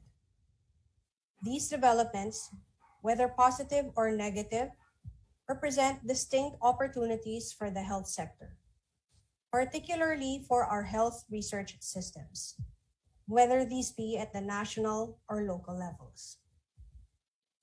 What is quite clear is that there are endless possibilities that lie in efforts that converge toward a singular goal. The development of the COVID-19 vaccines is a testament to what is possible when there is global convergence in health research and development. Could this convergence be applied to drive paradigm shifts in other areas of relevance for health research and development within the Philippines? Definitely. During this pandemic, our research and development community has stepped up and contributed toward the country's response. To date, and through our COVID-19 local evidence database, we note of over 300 research contributions in the form of original research, analyses, reviews, and publications. A number of these are supported by national government agencies, but most are either self-funded or supported by their home institutions.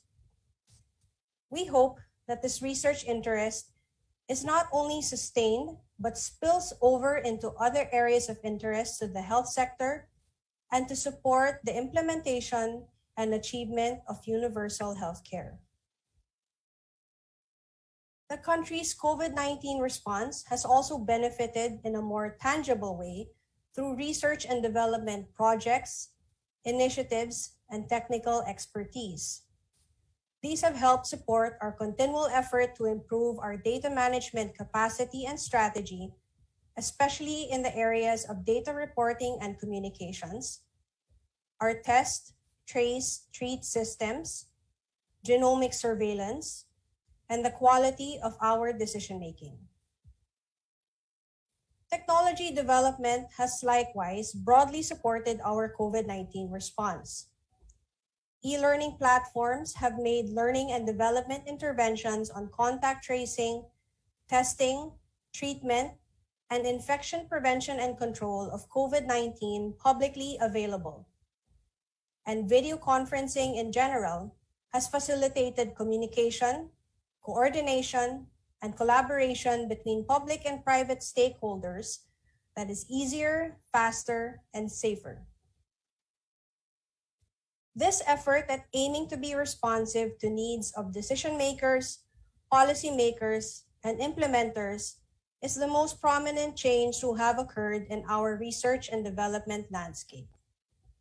And while our national health research system is aimed at improving the health status, productivity, and quality of life of Filipinos, there is still more to be done to ensure that this change, among others, truly results in a paradigm shift that is even more responsive to Filipinos' health needs, yields even more benefit, promotes even better governance of our research management systems, further facilitates partnerships and networking, and better enables the generation and sustainability of our resources for health research.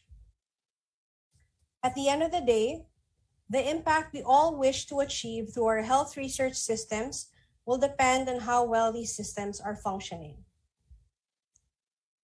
The Advancing Health Through Evidence-Assisted Decisions with Health Policy and Systems Research, or AHEAD HPSR program of the DOH, is committed to advocating for and supporting needed paradigm shifts in research and development within our health research systems, and toward developing these systems to be more responsive to researchers, research managers and funders, implementers, policymakers, and decision makers in general.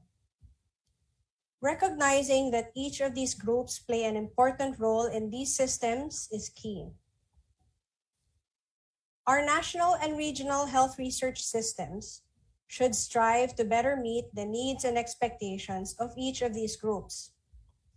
Our program, as a funder and research manager, is fully cognizant of what we need and expect from these other system players. We are also aware of and strive to understand and meet their needs and expectations in turn. Let me be direct in saying that balancing these two can be difficult at times, but there needs to be a sustained and intentional effort to balance these nonetheless. In our interactions with academicians and researchers, we understand that they seek funding and training opportunities through the 4 implementing agencies of the PNHRS, as well as support from their home institutions. Support that facilitates, encourages, and recognizes and rewards those who commit to research productivity and achieving real-world impact. In our interactions with other research managers, we understand that they want an easier and faster way to implement their research priorities, that these can be implemented in other ways apart from procurement, and that they can easily find available and willing research proponents with the right expertise. And from our interactions with implementers, policymakers, and decision makers, they desire research that answers their questions in a contextualized, direct, and specific way. How can I operationalize or improve this current strategy? What are the advantages and disadvantages of options being presented to me? And what are the resource requirements for these? These are just a few common questions asked. And most importantly, they also seek the timeliness of this research, that results and recommendations are available when they are needed. Ultimately, ensuring that our health research systems and the actors in them are responsive in general and to each other is a shared responsibility and requires collective, collaborative, and purposeful effort. This is particularly true for what we would consider as wicked problems in our health research systems. While this will be difficult, it is not impossible, and we hope that you participate and continue to support efforts to find solutions to these problems. So then how can we contribute toward this paradigm shift that we seek? There are ways in which all of us as stakeholders in national and local health research systems can drive this shift. For researchers, invest more effort in understanding perspective and context within which those who decide and act operate. In developing your communication skills for policy, not just research presentations. And in developing and continually refining rapid research methods to suit the quick demand for evidence by decision makers.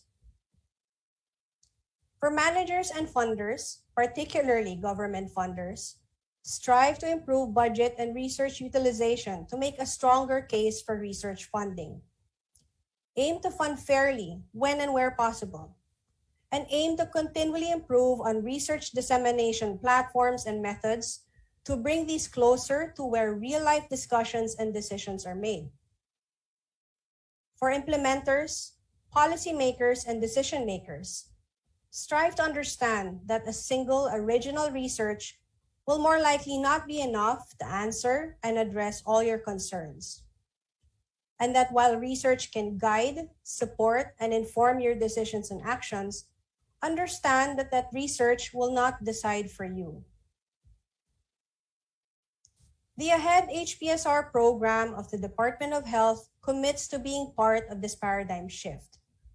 Launched in 2017 and building on the gains and achievements of the previous health sector research management and essential national health research programs of the department, the AHEAD HPSR program continues to be its flagship research program that advocates for and funds health policy and systems research. In the coming years, our program will continue to support the department's research needs and efforts, particularly in the areas of research generation, management, and especially in terms of utilization. We are now in the process of updating the department's medium-term research agenda for the period 2022 to 2028. And in this, we aim to better highlight the areas, types of research, including health policy and systems research, and research expertise that are needed for the department to better execute its core functions and for the attainment of universal health care and Ambition 2040 for health.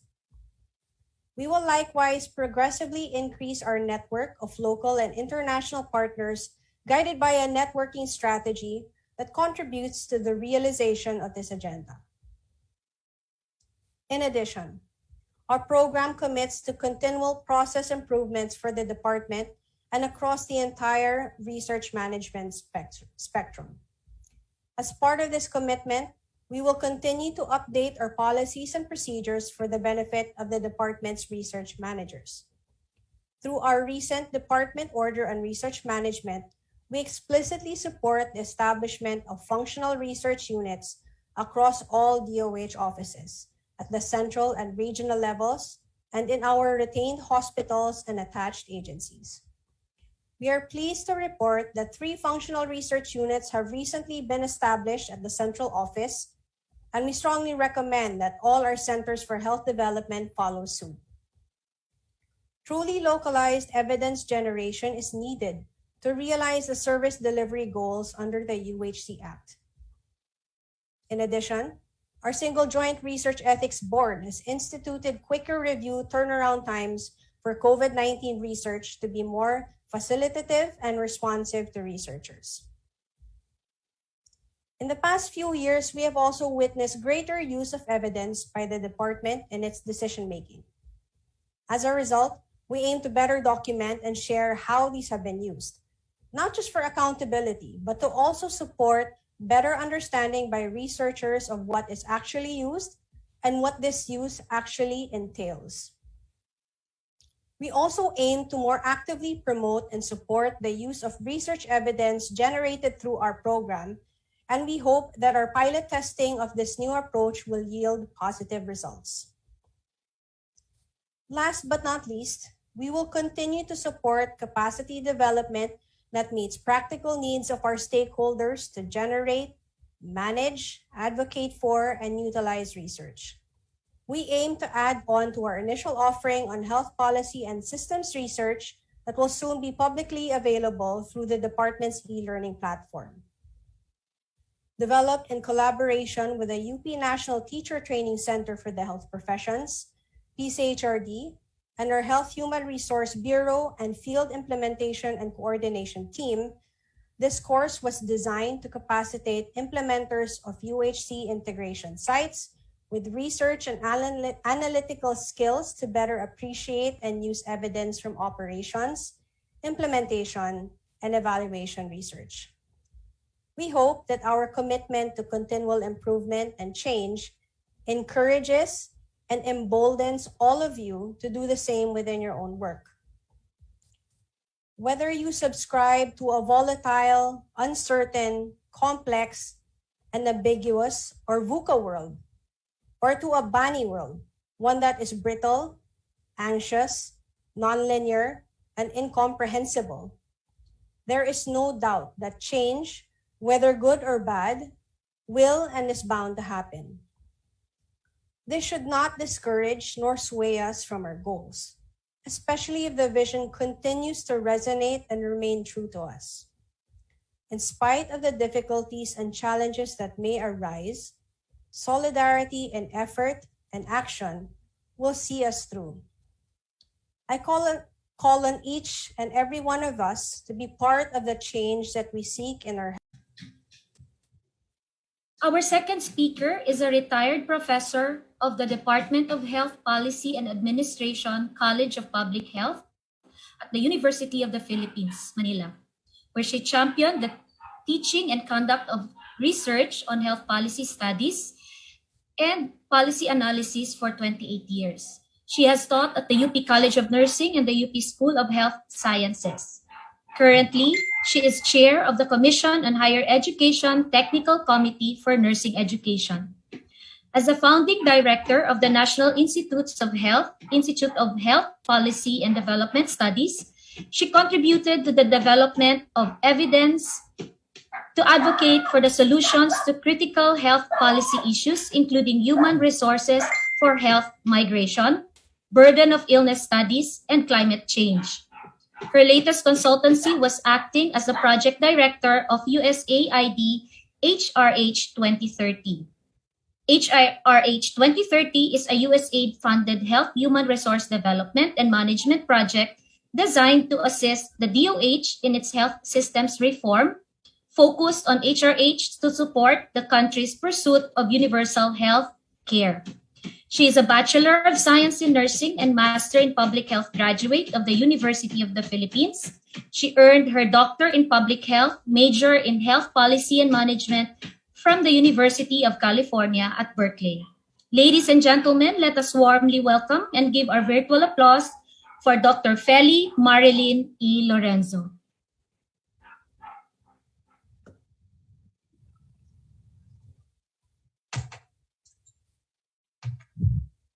Good morning. I'm pleased to be part of the 14th PNHRS week celebrations here in Zamboanga City, and I bring you greetings from rainy Manila. I am so pleased to be with you now to note the progress that the PNHRS has now achieved. I remember back in the days when we were working with Dr. Montoya, when we were just proposing the PNHRS law to Congress. So I'm so glad that the PNHRS network is alive and very vibrant. And being in Zamboanga this year is really something very special as we look forward to the active participation of all the regions in PNHRS. So this morning, I am happy to share with you the paradigm shifts in health R&D for UHC, a health policy and systems research exemplar. I am presenting this in behalf of my other colleagues in the research project that we are now having that I will be sharing with you this morning. So for this discussion, I will present very briefly the R&D needs of UHC and a brief introduction to health policy and systems research, upon which this project is lodged. Then we will look at, we will take a peek into the project itself, the PICARI project, and we'll talk about its projected benefits. I am also excited to present to you preliminary findings. And finally, I'd like to talk about future directions that we need to take together, not only in our research, but for PNHRS and HSPR. Okay. First, let's look at the R&D needs of the Universal Healthcare Law. RA 11223 has multiple needs for R&D activities and programs. Specifically, it will need to monitor a lot of things. And among others, I will just mention a few. First, it has to monitor and look at what is happening in her health service delivery. Here, the law provides for the arrangement of contracts that the provinces and citywide health systems will have to make in order to provide population and individual-based services. This is the heart of UHC, to cluster and group together health systems so that all Filipinos will have wide access to high-quality healthcare. Second, it needs to monitor functioning strong surveillance and audit mechanisms to ensure provider networks compliance to contractual obligations. It also needs to provide for the monitoring of the capability of the primary care provider networks that it contracts. So it needs to look at patient records access, among others. And finally, in this example, R&D activities should monitor, very importantly, effectiveness and efficiency of performance-based payments that it actually provides for. So, before giving an idea of what an example of this is, I'd like to introduce health policy and systems research to all of you. I know many of you have encountered this, and probably many of you are already doing this. But my personal feeling is that not enough researchers here in the Philippines are doing this. So health policy and systems research is a WHO backed research arrangement that is an emerging field and seeks to understand and improve how societies organize themselves in achieving collective health goals and how different actors interact in policy and implementation processes to contribute to policy outcomes. As you all know, many of our researches really end up with policy recommendations. But this type of research starts from really looking at what needs to be done in order to contribute to policy outcomes more meaningfully. Health policy and systems research is interdisciplinary. It's a blend of economics, sociology, anthropology, political science, public health, and epidemiology. And sometimes new fields come in, such as implementation research. Together, all these disciplines can draw a comprehensive picture of how health systems respond and adapt to health policies, and how health policies can shape and be shaped, as well as the broader determinants of health. The precursors of HSPR is health services research, or sometimes known as health systems research. It is an applied multidisciplinary field that addresses a lot of things, from planning, distribution, organization, provision, quality, effectiveness, efficiency, and outcomes of healthcare services. The aim is very important, which is to improve the healthcare of the public through enhanced clinical and organizational arrangements and healthcare and public policy. Health services research as a precursor examines how people get access to healthcare, how much healthcare costs, what happens to patients as a result of this care, which are very much within the purview of our UHC law. And HSR, or health systems research, produces knowledge about resources, organization, financing, provisions, and policies of health services. Outcomes research is also a subcategory of health systems research, and it is a drive towards quality and outcome that has provided opportunities for health services research to identify best practices, explain practice variations, develop and test practice guidelines, as well as demonstrate cost effectiveness. Outcomes research seeks to understand end results of particular healthcare practices and interventions, and this links care people to the results they experience. Outcomes research has been the key to developing better ways to monitor and improve patterns of care. The tools of HSR are appropriate to the management and practices and health system functions. So this is very useful for clinicians and patients, Outcomes research provides evidence about benefits, risks, and results of treatment so that they can make more informed decisions. Some burden of illness studies are also part of outcomes research. For healthcare managers and purchasers, outcomes research can identify potentially effective strategies that can implement improvement of the quality and value of care. Going back to the newer version now, the more improved version, integrated version, which is health policy and health systems research, this can be employed at several points in the policy cycle, from getting an issue onto the policy agenda when we come out with policy directions to evaluating and learning from implemented policies. And I think this is our interest as far as UHC is concerned right now, to know that after the law has been passed, what is happening and whether or not implementation of its provisions is meaningful and beneficial to all Filipinos.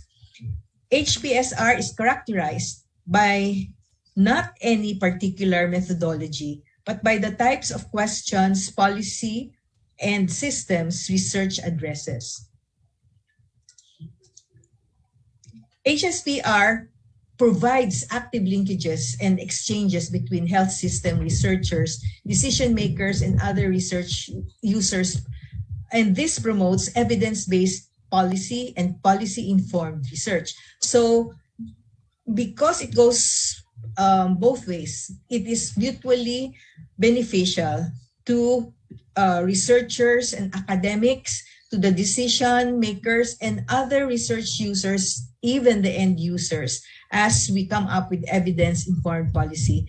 We will give you examples of these in terms of the experience of our model and our partner in this research exemplar that I am presenting. A systems perspective is very critical in evaluating and learning from implemented policies. Okay, so this is now the time to share with you our exemplar. We are now in a process of an ongoing research project, which is called Integrating Non-Communicable Diseases NCDs Management in Primary Healthcare, a Population Health Survey and Action Initiative. This is funded by the Commission on Higher Education, Philippines California Advanced Research Institute, and I do not have any conflict of interest with the funders and the funding, as well as do not have any pecuniary interest or benefits from this research. The University of the Philippines, Manila, the College of Public Health, from which I work with right now, has partnered with the University of California, Los Angeles, their Center of Health Policy Research. As you know, PICARI, or the Philippines California Advanced Research Institute, is actually being launched by the University of California system, and it seeks to partner with universities in the Philippines to actually transfer some capacities and capabilities so that the research groups across the two countries may work collaboratively together to bring new capabilities here in the Philippines. So we are fortunate that we were able to have the UCLA Center for Health Policy Research as our partner. The objectives of this study overall is to improve primary health care delivery in the prevention and care of non-communicable diseases in the Philippines ultimately. Specifically, through this study, we would like to build an empirical base of population health data that will be relevant in assessing the effectiveness of local health systems in the Philippines. We will also, we aim to refine precision and predictive quality of a primary healthcare assessment tool, or PHAT, as a community-level benchmark of primary healthcare readiness, particularly to indicate the capacity and ability of a local health facility like an RHU or a barangay health station to prevent and manage NCDs. The primary healthcare assessment tool is an output of a previous research that we also did in UP Manila, that we seek to improve here in this present project. And a third specific objective is to present case studies to inform policymakers and planners at the national and local levels on key individual and organizational factors that can be addressed to improve the prevention and care of NCDs in Philippine communities. Right now, our focus is to really look at how primary health care and primary care services can be improved. NCDs is the content, but it can be applied to any other disease prevention or disease control program. Okay. Our research partners in this study have been very exciting. In Luzon, we partnered with the Tarlac State University. In the Visayas, Cebu Normal University, a very able partner and very active in doing research in Cebu and the Visayas, has proven to really be a strong partner. And we will also be working with the Western Mindanao State University in Mindanao. The University of the Philippines, Manila will cover NCR and other areas in Luzon as time and resources permit. For our research design, we used actually two conceptual frameworks. One, a health system pillar framework that impacts health outcomes. Sure, many of you are familiar with this. It is adapted from WHO framework that looks at the different pillars of the health system, the 6 pillars, as they interact to come out with improved health outcomes. What our previous study did was to identify social determinants to health and the importance of involving communities and patients in providing for their own care.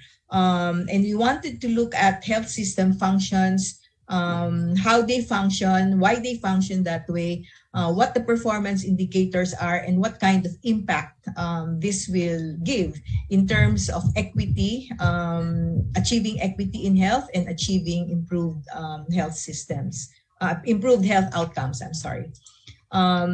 The second conceptual framework we're using for this study is that of the essential functions of primary health care. And here lies our desire to come up with a easy to use tool for all health facilities at the primary care level to use to assess whether or not they have the capability to provide the essential services and functions of a primary health care system. So the capacity will, so this conceptual framework specifies their capacity in terms of accessibility, ability to serve the eligible population, the range of services, and the continuity of care that they provide. And this will then mirror their essential functions of being the first contact, providing longitudinality or continuous care from womb to tomb, providing comprehensive care, and being able to provide integrated and coordinated care. So we're interested in looking at the utilization of health services, person-focused relationships, their services provided, and problem recognition that will be actionable at the policy level, both at the national and local levels. So our research design is an analytic design, a health services research design. We draw from the broader conceptual framework of health systems pillars: leadership and governance, health financing, human resources for health, health information systems, and policy and regulation through the lens of social determinants of health. The project acknowledges the significant interplay of these pillars and their critical influence in health service delivery to communities, households, and individuals. The project aims to improve local health system functions through better understanding of primary care performance. So as you can see, we are giving life to the HSPR tenets that were provided a while ago. The design actually looks at the appropriate response brought about by NCDs, and this requires a strong focus on primary prevention that we provided in Figure 2. And there are many proven interventions for NCDs that can have a significant impact on population health outcomes in a cost-effective and sustainable way if integrated as part of a comprehensive package of primary care services that are accessible to all people. So in this study, we wanted to find out what are these interventions that can be put together as a comprehensive package that can be provided in a cost-effective manner at the primary care level, so that we do not have to wait for NCDs to fester and only come forth when it is too late. A primary healthcare index will provide guidance to health practitioners, evaluation of the patient experience coupled with health outcomes, and this can serve as a validation of the tool or demonstrate the need for refinement. One approach to measuring health system performance in the role of primary healthcare is the collection and analysis of data on user-reported experiences on interactions with healthcare providers. And that is the rationale why we wanted to do a population-based survey on primary healthcare with an NCD focus. So the methods used in this study are mixed. So we both have quantitative and qualitative data collection and analysis methods, as you can see. The methodology can further be gleaned through the specific aims. Aim 1, where we aim to collect population health data. This is where we wanted to conduct a comprehensive population-based health survey among adults on NCDs and primary care experience in 3 geographic clusters in the Philippines. The survey, which we have tentatively called the Philippine Health Survey, will identify key primary healthcare performance indicators to define levels of primary healthcare experience related to the prevention of NCD risk factors. However, at this point, we had to hold Aim 1 in abeyance because of COVID-19. We could not do face-to-face population-based surveys. But we aim to still do this in at least 2 areas, in Tarlac and Cebu, should our resources and time allow us to do that. Aim 2, the sampling design for Aim 1, as we will go through with it in a modified manner, we wanted to target Tarlac, Rizal, Cebu, Zamboanga del Sur, and in NCR, Quezon City, Caloocan, Malabon, and Navotas. So it's going to be a mix of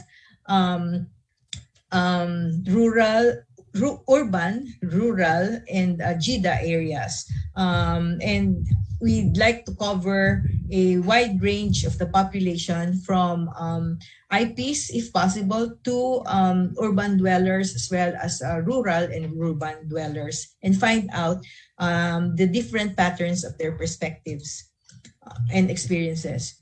Aim 2, on the other hand, will look at the intervention, and this is our health systems tool development. So as previously mentioned, we aim to refine precision and predictive quality of existing primary healthcare tool that we did in a previous study, the primary healthcare assessment tool. That actually draws from the experience of our partners in PICAT.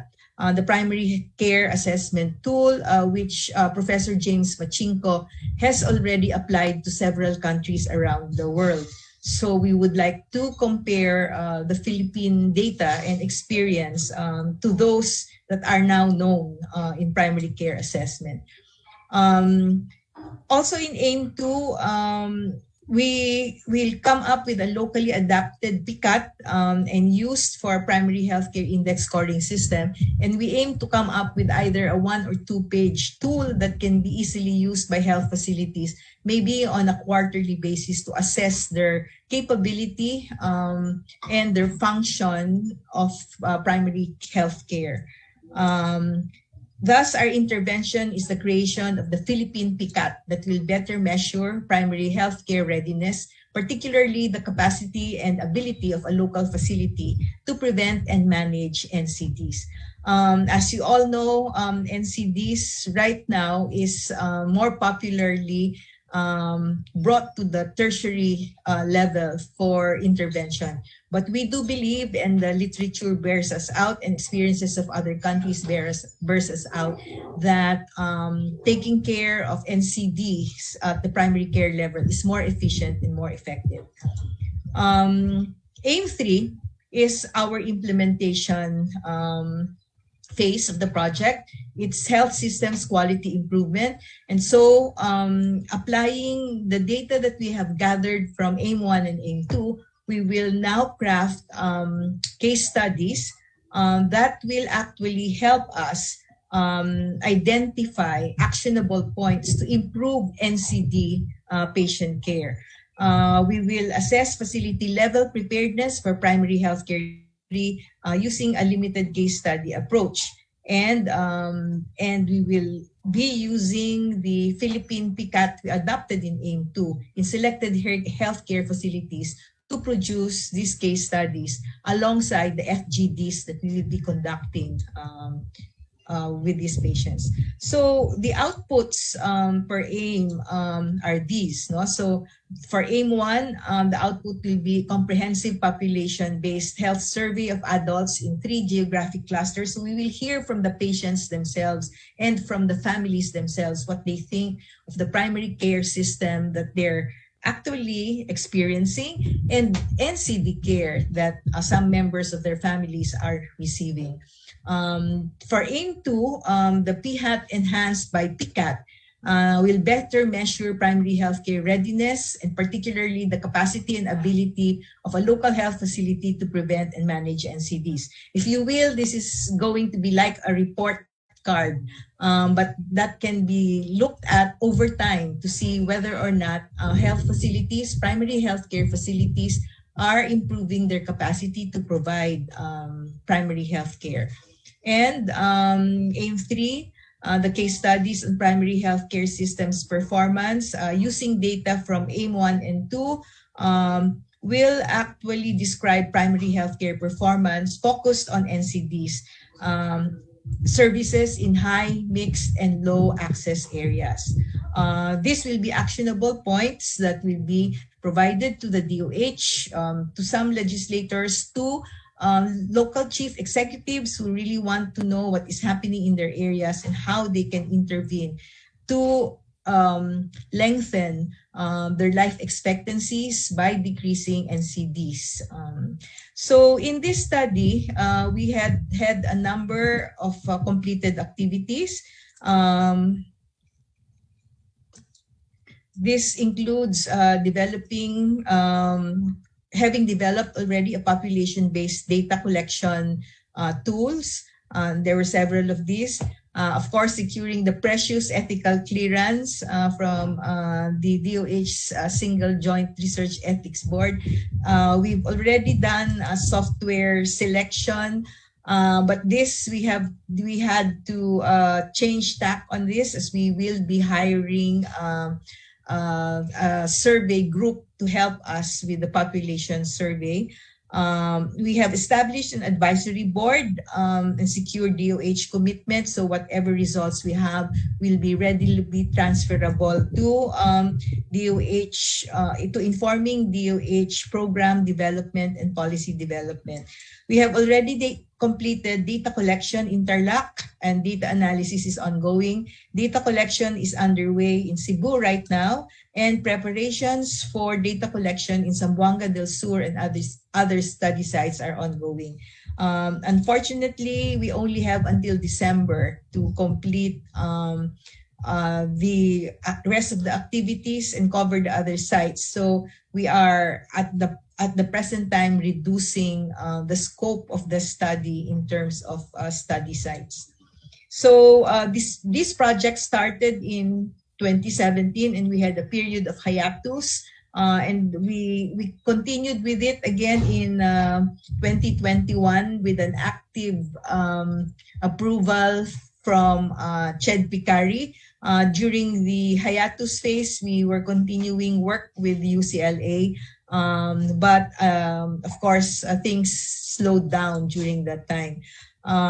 We were hoping to continue up to 2022, but it looks like even if we get our approval to extend the project, it will only be up to December 2021. So what are our preliminary findings? And I think this is the exciting part, no? That even if we have only finished data collection in one area, we have learned so much. Among many things we learned, I am only going to share 3 things with you. First, the vision of UHC to organize service delivery networks across public and private systems is very much desired, but we realize it is a difficult road to tread because we found that there is no accurate listing of private facilities and practitioners at the local levels. And also at this point, the private practitioners were not very easy to convince to take part in the study, as they are very wary of UHC and see it as a threat rather than as a tool to provide better care for even their private patients. Second, reliable access to quality healthcare is difficult. When we say reliable access, we mean 24/7 and from Monday to Sunday access. And we know that access to quality healthcare is spotty and varies across different regions and provinces and even municipalities. But we found that the difficulty can be traced to a few key factors. One, the location and schedules of facilities matter a lot. Most of the facilities, the RHUs and the BHSs, only function or provide services, Mondays to Fridays during office hours. Thankfully, they have birthing facilities, so patients sometimes go to the birthing facilities to consult a midwife and make contact so that they can reach a doctor. Another problem that has been persistent and been pointed out both in Cebu and in Tarlac is that there is very severe inadequacy of health workers of different categories. We all know that we need a health team. So even if you have a lot of midwives or a lot of nurses, if you don't have enough doctors or medtechs, then you don't have a good team.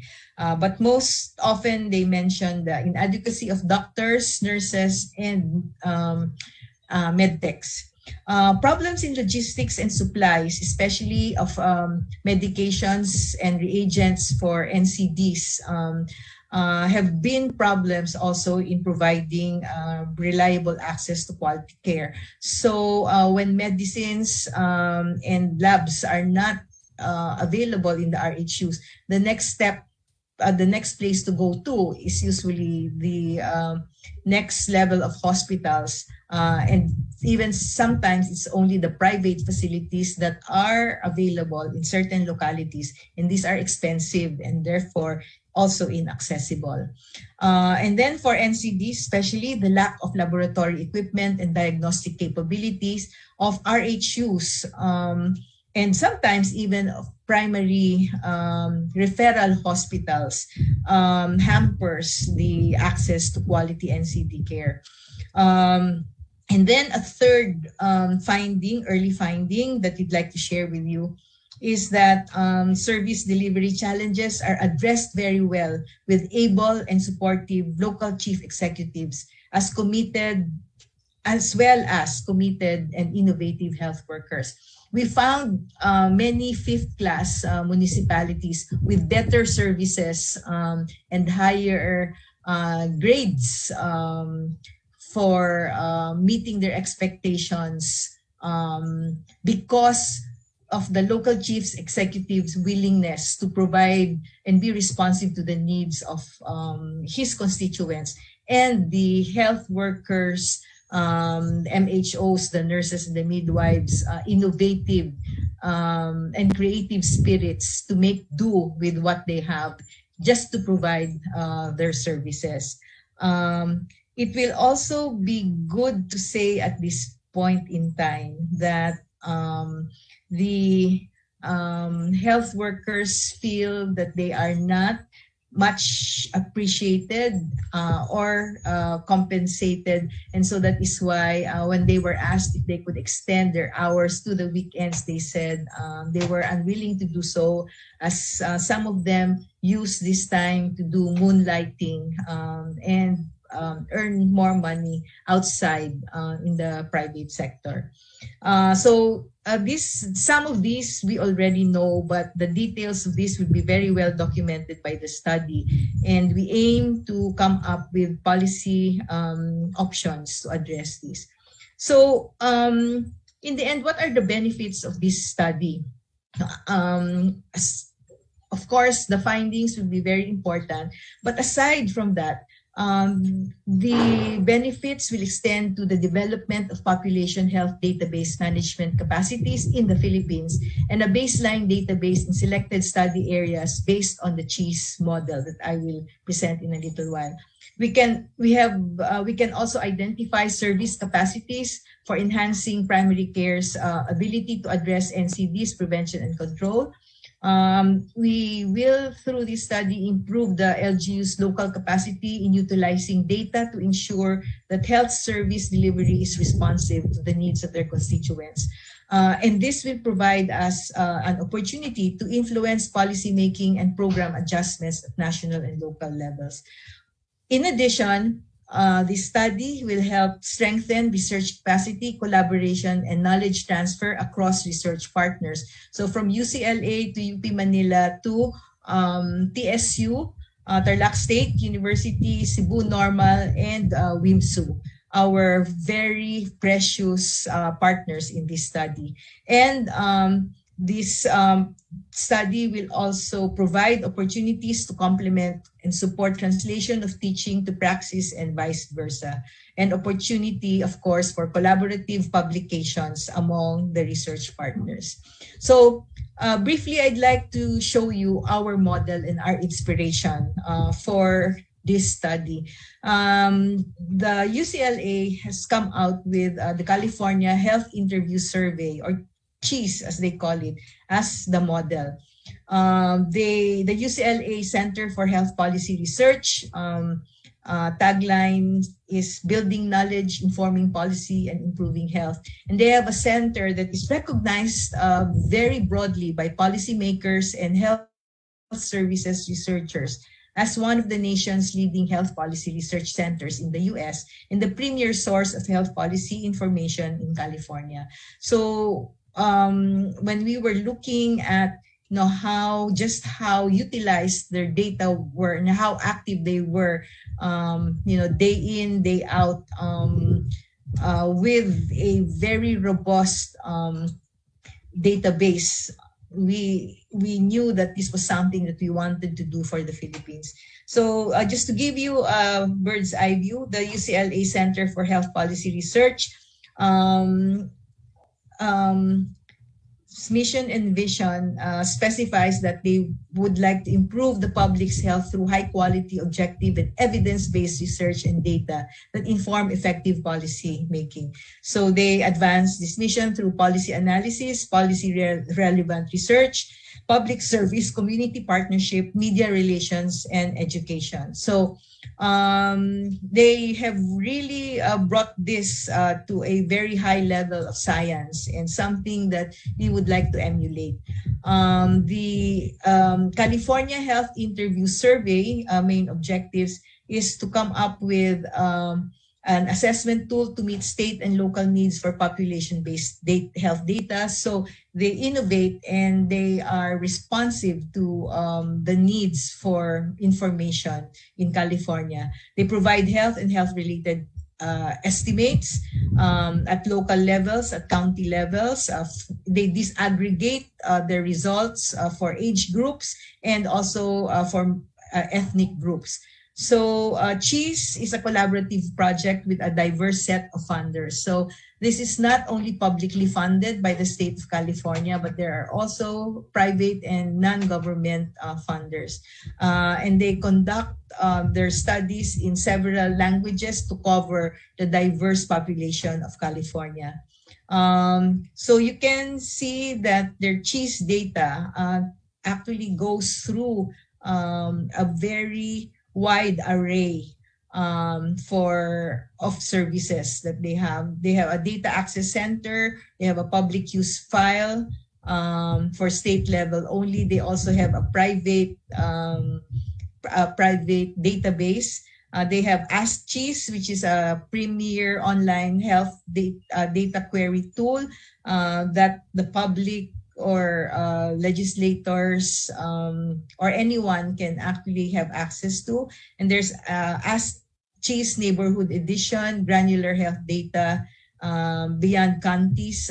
These are small area estimates, a small aggregate of data for specific areas. So like here in the Philippines, if for example, Quezon City would like to know what is happening, we can be able to give them a disaggregated data for whatever they're looking for. If they want to know what is the proportion of the population uninsured, what is the proportion of the population that has been vaccinated for COVID and things like that. And of course, they come up with health profiles.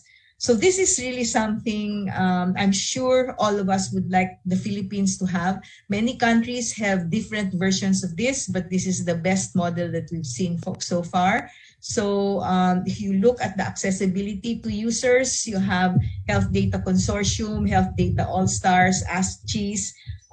They have also children now. They have the special edition that focuses on children. And they have, very importantly, what we call dashboards. So you can look at a one-pager set of data that will give you basic data that you want to know, demographic data, for example, and access and utilization of insurance in this case, and specific health outcomes that you are interested in bringing out. So the dashboards are very important because you can focus, let's say, on NCDs, on Menchan, or on cardiovascular disease at one point, if you wanted to do that. So this is the exciting part, that we have a model, we have an inspiration that we would like to emulate. But what are the future directions to ensure effective UHC and attain better health outcomes? Using our experience in this study, I would like to recommend in behalf of our group that more capacity for accomplishing health policy and systems research should be encouraged and given incentives. Research collaboration among SUCs to form information networks that will produce real-time data similar to the CHIS capability needs to be forged right now by doing things together, by setting up networks of databases together. DOST, and PCHRD, and DOH probably can help leverage grants to build health policy and health systems information hubs, and this should be prioritized. The University of the Philippines, Manila is also aiming to be one such hub in a center for health equity that will have some partial funding from ZFF. And finally, and this is a plea from a researcher who has been very active and is still active and is very cognizant of the challenges of our research culture. This is an appeal to DOST, PCHRD to cultivate a supportive research culture because this has to be developed and sustained to encourage research innovations and utilization. Right now, the very stringent budgetary utilization process and sometimes even the ethics clearance process that takes a bit too long is something that discourages researchers and actually is a hindrance to coming up with real-time information that we know very well can be produced if the challenges of bringing out data through research projects and research hubs are facilitated. And I think if we all hold hands and do things together, one day, soon, we will be able to provide our people with real-time data, and therefore we can provide people with also more responsive universal healthcare interventions. So thank you very much at mabuhay tayong lahat. Thank you very much, Dr. Lorenzo, for that very informative and comprehensive presentation. Our speakers' presentation have methodologically emphasized strategies that will address our health concerns through health research and development. This is primarily the goal of this and the succeeding sessions of the 14th PNHRS Week celebration, to serve as an avenue for us to generate ideas and identify areas for research projects that may be submitted to PCHRD or to your respective HRD consortiums for funding and capacity building, which may eventually be translated into health policy reviews to better address the healthcare needs of our country. So before we proceed to the reaction from our panel of reactors, we invite all the participants here today to join and register to the other parallel sessions lined up for this celebration. The link for the registration is posted in the chat box. Please also be reminded that we will still have a continuation of this main conference this afternoon at 1 p.m. We will be having 3 parallel sessions this afternoon. Make sure that you have pre-registered to your chosen sessions. Okay? So at this point, let us listen to the reactions from our panel of reactors. Our first reactor is currently the City Health Officer of the Zamboanga City Health Office. She earned her degree in Bachelor of Science in Psychology, cum laude, in 2001 at the Ateneo de Zamboanga University. She finished her Doctor of Medicine in 2005 and earned her Master in Public Health in 2006 in the same university. She has been a research faculty at the Ateneo de Zamboanga University School of Medicine since 2008.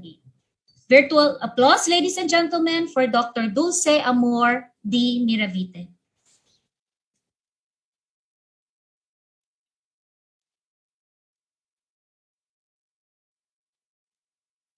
Good morning, everyone. Thank you, Dr. Lorenzo and Dr. Velasco, for a comprehensive presentation. As the country journeys towards universal healthcare in accessing health services without financial hardship, clearly the need for research and development, especially in health service delivery, surveillance and audit mechanisms on service provider networks, capability of the primary care provider, and efficiency in the performance-based payments should be in place. As health policy and systems research show how health systems respond and adapt to health policies, which eventually determines the healthcare outcomes. The present pandemic provides us with a canvas that illustrates the effects of health policies made from evidence-based researches. Though data from Zamboanga City has yet to be collected, the preliminary findings of the study as presented by Dr. Lorenzo holds truth also for the city. Organizing service delivery networks across public and private health systems is a difficult road. Difficult but not impossible. The private sector, especially the Association of the Private Hospitals in the city, has played an essential role in the city's COVID response. Reliable access to quality healthcare is difficult considering that location and schedules of facilities, lack of logistics and diagnostics equipment with inadequate human resource for health. Among these difficulties, addressing the concern for human resource is most vital. The health personnel that implements the regular health programs are the same personnel that respond to COVID activities in the community and the vaccination rollout activities as well. They can only do so much. The present pandemic has challenged our healthcare system at all levels, and how we take perspective of the current situation will greatly contribute to the impact of the realization in the implementation of the universal healthcare. In the end, research guides, not decides. It is research utilization of stakeholders that determines health outcomes. Thank you and good day.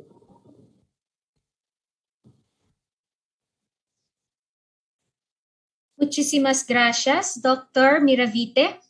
Moving on to our second reactor.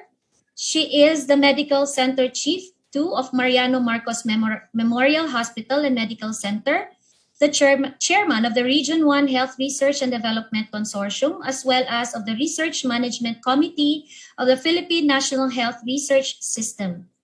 She is the Corporate Secretary of the Philippine Hospital Association, a board member of the Association of Health Administrators Incorporated, and a member of the International Health Federation.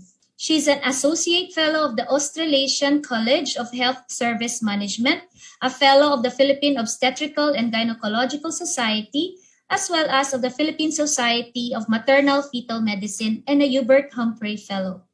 Her dedication and pursuit for excellence has earned her numerous awards. To name a few, the Gawad Career Executive Services Award, Most Outstanding Ilocana, Dr. Jose P. Rizal Gawad Karangalan, Regional Researcher of the Year of the DOST, and Outstanding Woman Obstetrician Gynecologist Award by the FIGO 18th Congress held in Kuala Lumpur, Malaysia. Our second reactor, ladies and gentlemen, Dr. Maria Lourdes K. Otaiza.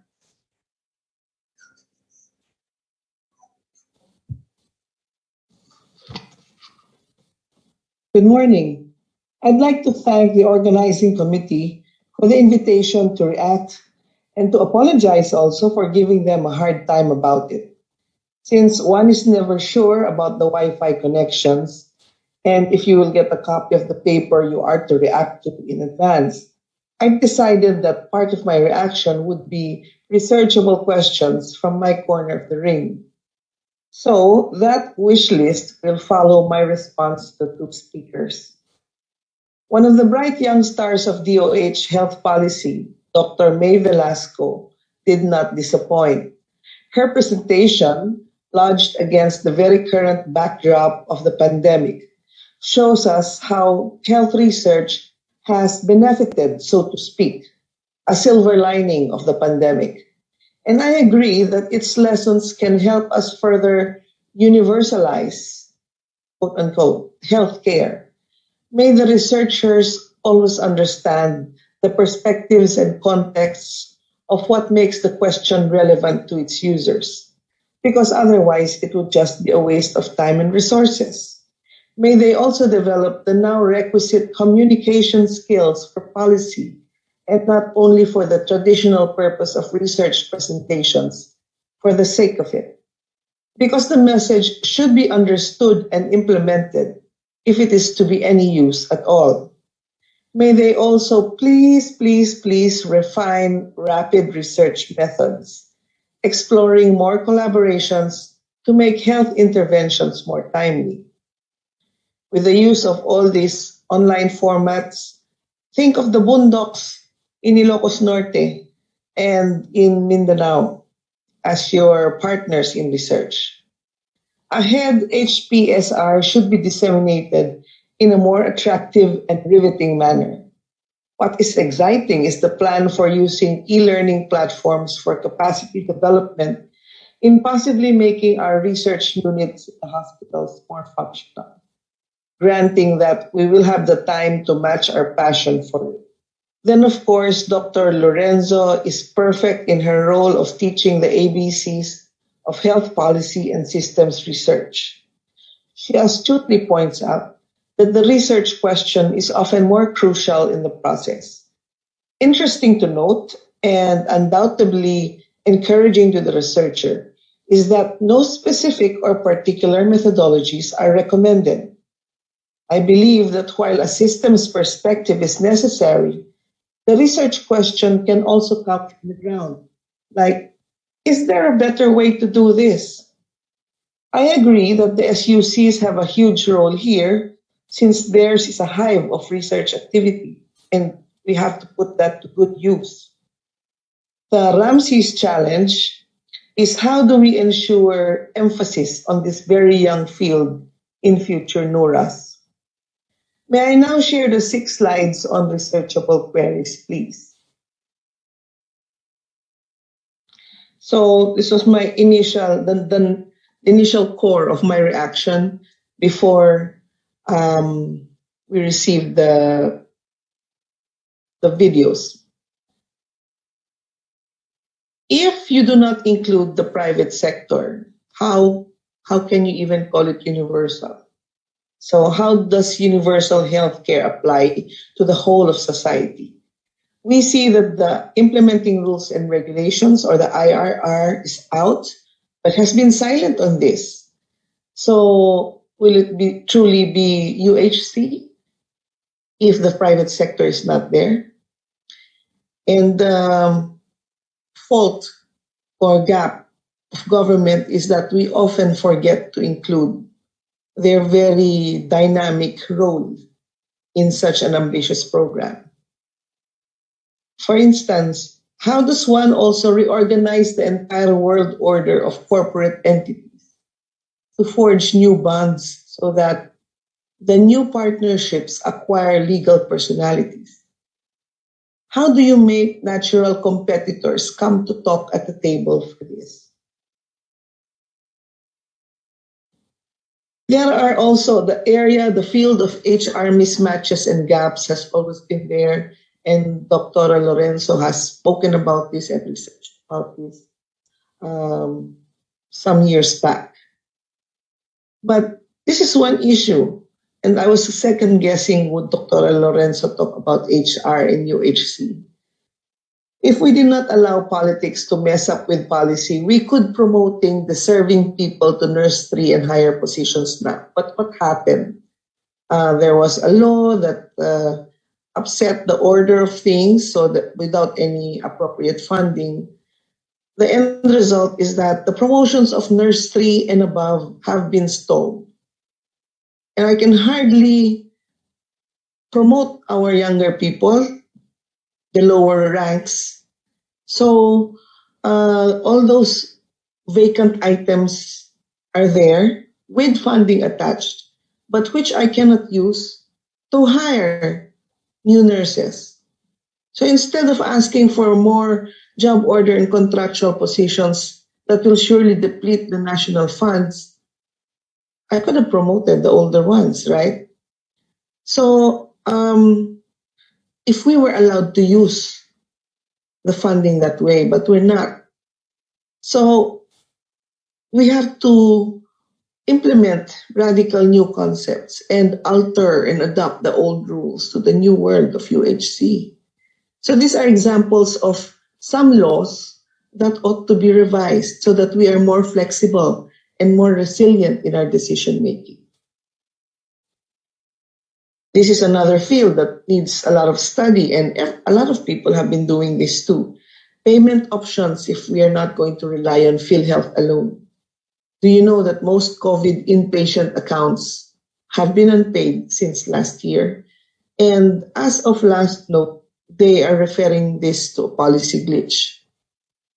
I was told that that was the reason maybe a month or so ago. And it takes that long to change or correct the policy glitch. In the meantime, we have been serving the COVID inpatients for almost 18 months now. There is also a need to redesign PhilHealth packages. So you're not only accrediting institutions, but probably groups of service delivery units. For example, in the time of the pandemic, some facilities had to stop providing expanded newborn screening. And they were used as whatever, for isolation, for quarantine, for what we call TTMF, treatment and temporary treatment and monitoring facilities. And the accreditation of that facility is lost if we use that facility for other urgent purposes, like I mentioned, quarantine. But if we had a collective MOA for facilities, and they are considered or endorsed by the DOH, then the accreditation for expanded newborn screening continues in spite of the non-performance of newborn screening because there were no babies delivered during that time. So we should anticipate that. Health policy should anticipate that so that ongoing programs and program implementers will not be discouraged from continuing the program once time gets better. And the program continues even if it is an entire group that is accredited so that you don't lose the program. The program was good in the first place, right? So that should be looked out for. The other thing is the effect of Mandana's ruling. How do we ensure, by putting more funding into the local government, how do we ensure that universal health care is served here? We need to ensure also sustainability of hospital operations, molecular laboratory operations under calamity conditions. For the longest time, many molecular laboratories were not reimbursed by PhilHealth.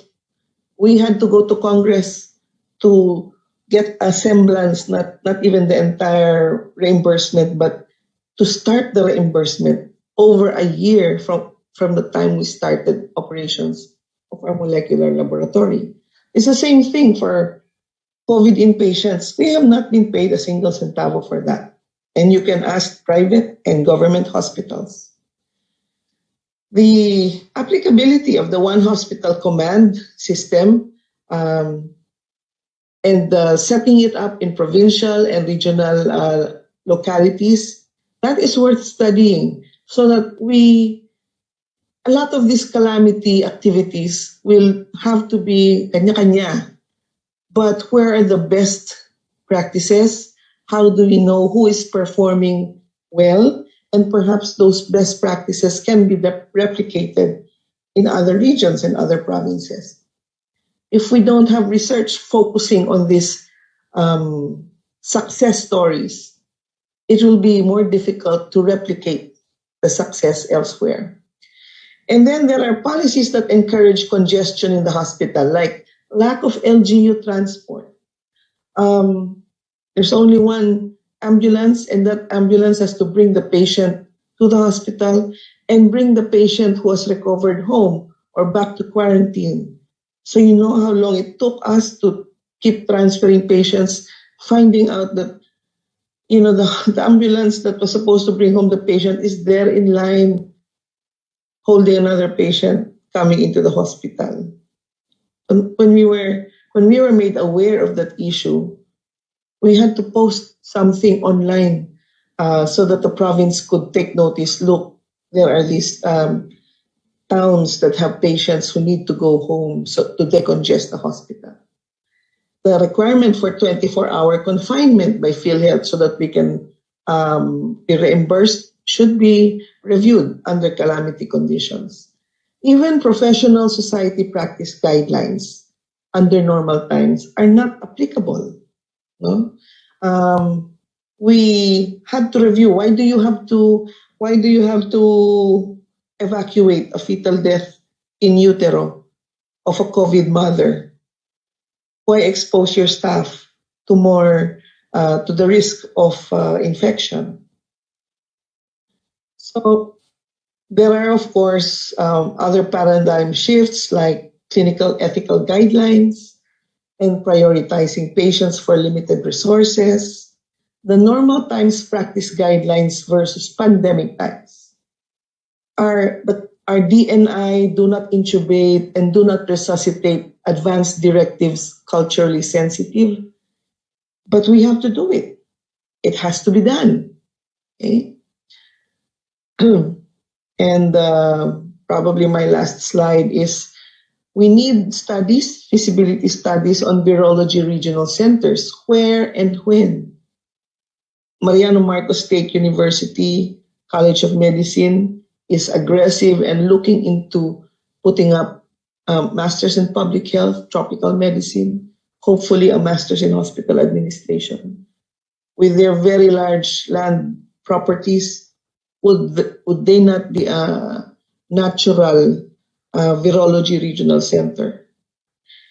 National and regional storage of critical stockpiles. Have we made an in-depth study on that? And even redevelopment of vaccine manufacturing capabilities. So these are questions we've heard left and right, but seriously, somebody has to sit down and look at the core research question that will start the ball rolling, and we have more researches made with significant contribution to improve the science, to improve our medicine in the country. Thank you very much for the opportunity to share today, and keep safe.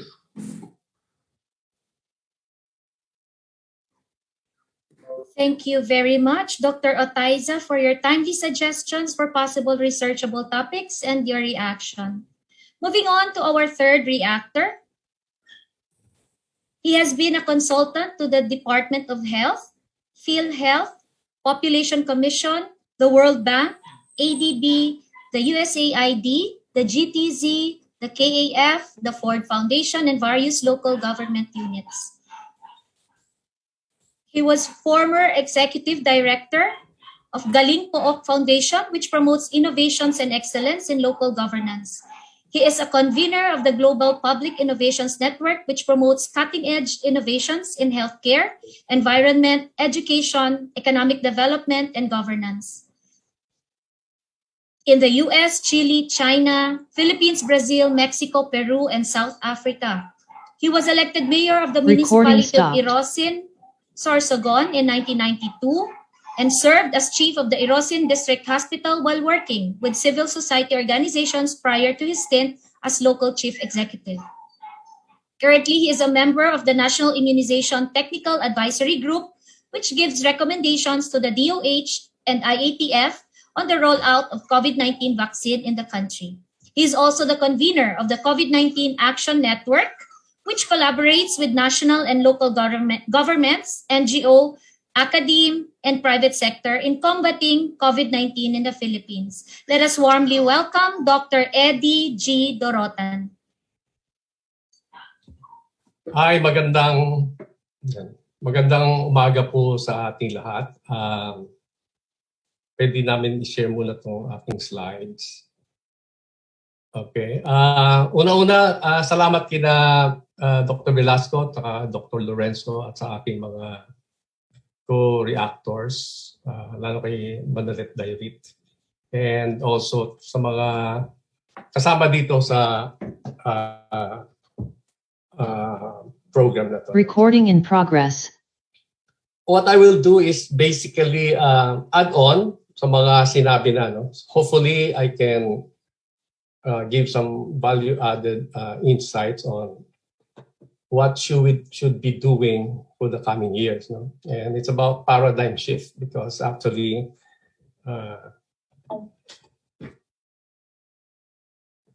The first thing is we should learn from COVID-19. 1.5 years na tayo at COVID pa rin tayo with the Delta. And these 3 lessons will give us lessons very valuable in terms of how do we proceed, not only in research, but also in combating COVID and other calamities. So the first lesson is basically no one is safe unless everybody is safe. No? And take note, no? Government, tayo po mga expert sa research, mga doktor, mga scientists, mga molecular, mathematical modelers, tayo po mga experts, hindi ho natin kaya sugpuin ang COVID. No? We need, ang tawag ko dito, a massive display of individual adaptive innovation sa bawat tao. We need an empowered citizenry. At sinasabi ko rin dito na mamaya, sasabihin ko dito na most of the time, supply-driven tayo. It's about time to shift to demand-driven health system. And that's what empowered citizenry is for. The second very important lesson from COVID-19 is that we may be physically distanced. No? Ngayon, dito sa Manila, ECQ, no? Hindi pwedeng lumabas. But we can be socially connected nationwide, worldwide, no? Globally. Even sa tawi-tawi, pwede natin, basta merong connection. So we can be connected socially, and therefore we can mobilize people. But also at the same time, problema natin mga fake news. Even doctors are problema natin kasi mga anti-vaxxers or maraming problema rin sa internet. And the third lesson is actually tama-tama itong theme natin, paradigm shift. We cannot go back to the old normal. Hindi pwedeng balik tayo sa dati. We need to go back to a better normal. Sa akin, at dito sa Galipok, sabi namin, dapat bawat purok, bawat barangay, bawat household, bawat munisipyo, bawat city, bawat probinsya, ay dapat patungo tayo sa tawag namin magagaling na puok. We need to build communities na may tatlong S to, no? Huwag niyo kakalimutan tatlong S. The first lesson is because government and expert cannot do it alone. Kailangan natin ng tao. So, but we need, to be safe, we need everybody to be safe. So, kailangan po natin mag-build ng communities that are safe and healthy. Ligtas at malusog. At dito mamaya pupunta tayo sa universal healthcare. The second thing is that because of technology, we need to be smarter. Mas matalino dapat tayo, mas mabilis. At makukuha ang serbisyo at madalis makakuha tayo ng feedback, di ba? But at the end of the day, meron tayong Delta ngayon, sa susunod, Lambda, o ano pa mga letters siya, no? Hindi lang yan, climate change. Meron tayong mga, sa south natin, pwede mga conflicts, no? We can have typhoons, di ba? So, ang daming calamities and we need to be resilient and sustainable. Matatag. Okay?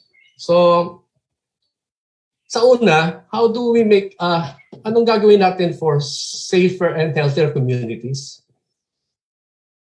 I think lahat tayo nagkakaisa, universal healthcare. Ang problema lang, iba-iba ang pananaw natin sa universal, di ba? Mas lalo na kung hindi natin alam kung paano natin i-implement to. Matagal natin pinagsasabi to, no? And therefore, hindi lang yung tatlong items na research items ang dapat tunan natin. How we organize ourselves, what are the best practices, incentives at the primary. Sabi natin, yung first defense, hindi hospital, yung first defense natin at the household level, primary care. Pero hindi natin tinitingnan yung mga best practices. Ang dami na po natin magagandang programa sa baba. Mga mayors, kahit mga mahihirap na mga pamayanan yan. Walang malnutrition, walang COVID. How did they do them? Ano mga incentive for primary care? Di ba? So kailangan i-share natin yan. And gusto natin ng palawaking ang universal healthcare. But how do we finance it, di ba? Ang suggestion namin, bigyan mo pera yung LGU, parang global budget, and let them, may mandanas tayo, di ba? Ruling, bababa. Meron tayo EU 138, i-devolve. Empower natin at the lowest level ang mga LGUs. But the most important, I think, na gusto ko naming paradigm shift dito is mag-research pa tayo, more of action research on how do we strategize, o ano mga strategies in empowering people, di ba? To take care of themselves. Masyado tayong doctor-oriented, facility RHO-oriented, hospital-oriented, specialist, di ba? Pero nakakalimutan natin yung demand side, which is very important. Di ba? How do we empower people to get hindi fake news, the real science, the real evidence? Nagugulan ng tao eh. Iba-ibang doktor, kasama namin naman ulit sa UP, PGH, ibang sinasabi sa vaccine, hindi naniniwala sa vaccine.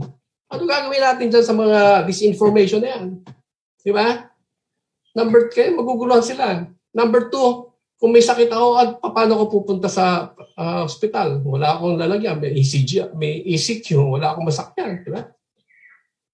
Mamaya yung adaptive responses. So I think of the 4 research items sa universal healthcare, okay yung 3, but make sure meron tayong researches on the demand side.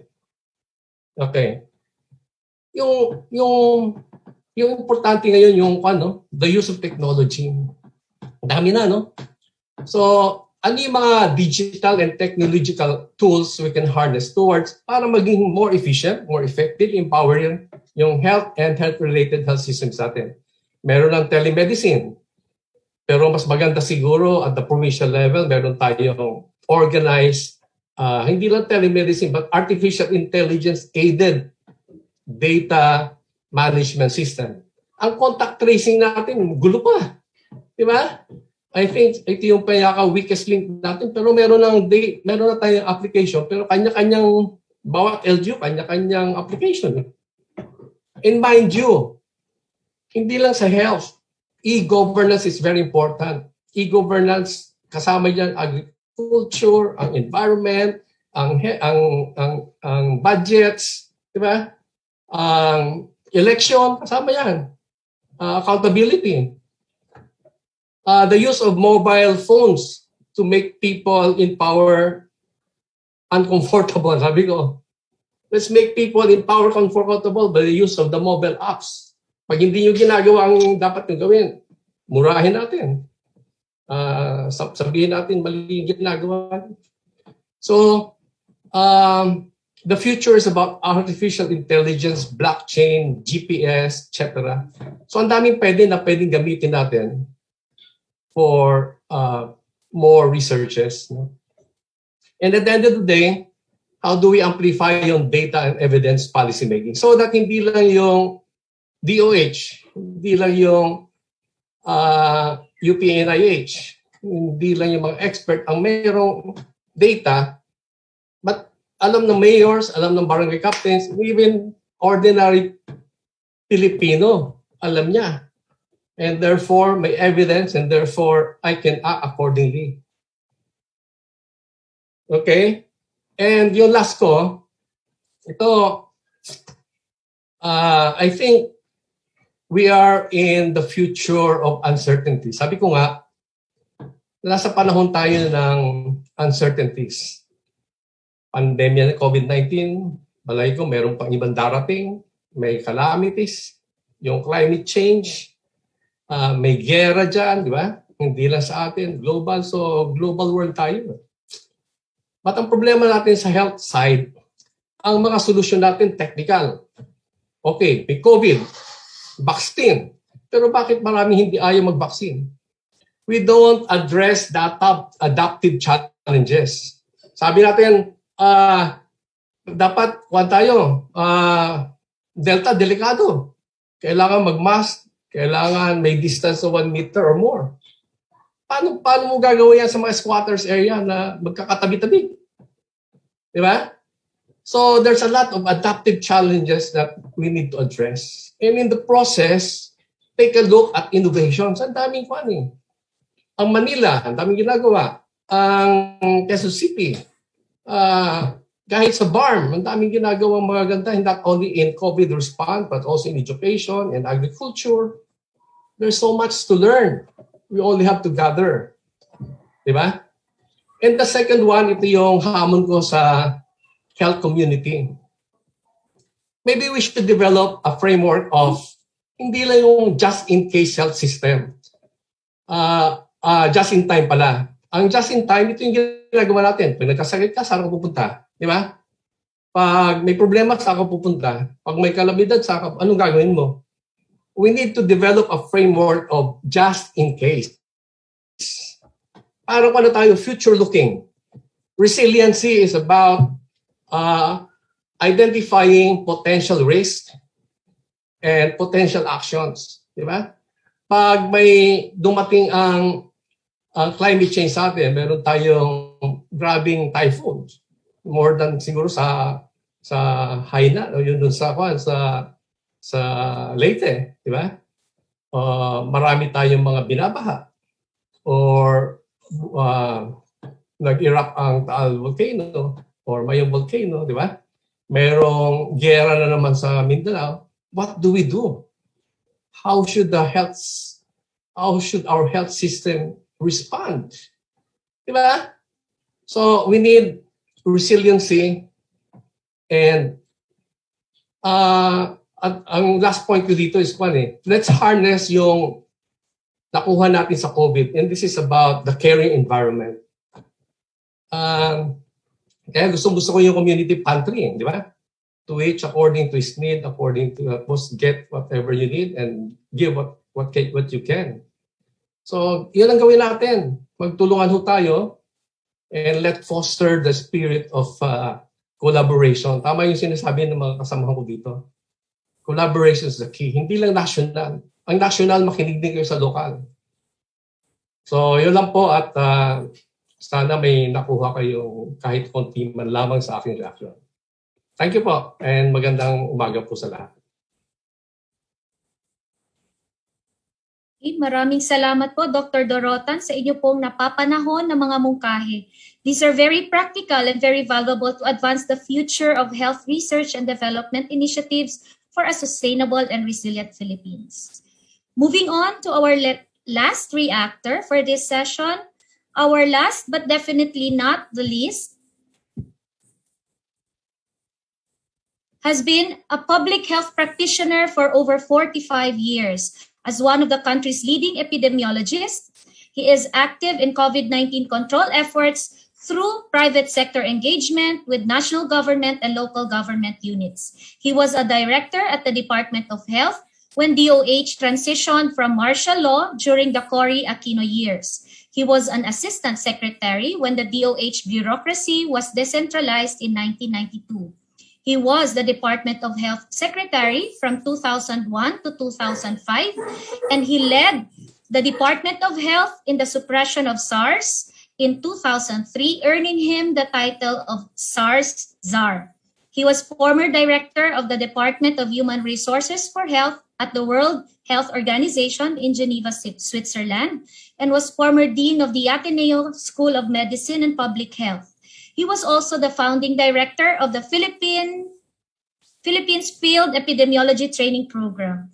He has published articles in the areas of community health, primary health care, epidemic investigations, and health systems. He continues to teach and do research as adjunct professor at the Ateneo de Manila University School of Medicine and Public Health. His research focuses on primary care and the implementation of the Universal Healthcare Law. He remains passionate about seeing the country achieve health for all Filipinos. Ladies and gentlemen, let us welcome in this forum Dr. Manuel M. Dairit. Thank you very much, Diana, and good morning to everyone. Good morning to the speakers. Good morning to the panelists. Good morning to all of the organizers and the officials of PCHRD and DOH. I might begin just by thanking Lynn Lorenzo and May Velasco for their presentations. As a former policymaker, and you all know this, the value of good research and good data to base policy decisions on is really paramount. And so, policymakers right now need as much information as they can. But as a researcher, my preoccupation is really the research question and the methodology and getting valid conclusions. And here, relevance, speed, and really organizational readiness are the keys. And, this was highlighted particularly by Eddie Dorotan and even by Malu. So, in reaction to the two talks, what really strikes me is this, okay? We've reached a point in our history as a country that there's one goal. And the goal is achieving UHC. But to reach that one goal of achieving UHC, there are very many actors, and May Velasco described them. So if you think about it like a game of football or basketball. You've got one goal, but very many players, very many moving parts. And at the same time, there are also a lot of moving parts that will prevent you from scoring the goal. And that's really what makes it so interesting, this dynamic. So the first point I want to underscore, and I take this from Lynn's presentation, is really the dialectic, or if you want to call it the dialogue or dynamic, between health policy and systems. They put it together in health policy and systems research, but when you think about it, and this was dissected, okay, there are two entities here, the health policy and the health systems. And in Lynn's slide, it says, how does the health system respond and adapt to health policy? So think about the UHC law as how does the health system respond to that? And then you have to think about the health system as many actors and many moving parts. Malu Taizo was talking about private sector as one moving part. But on the other hand, how does policy shape and is shaped by health systems?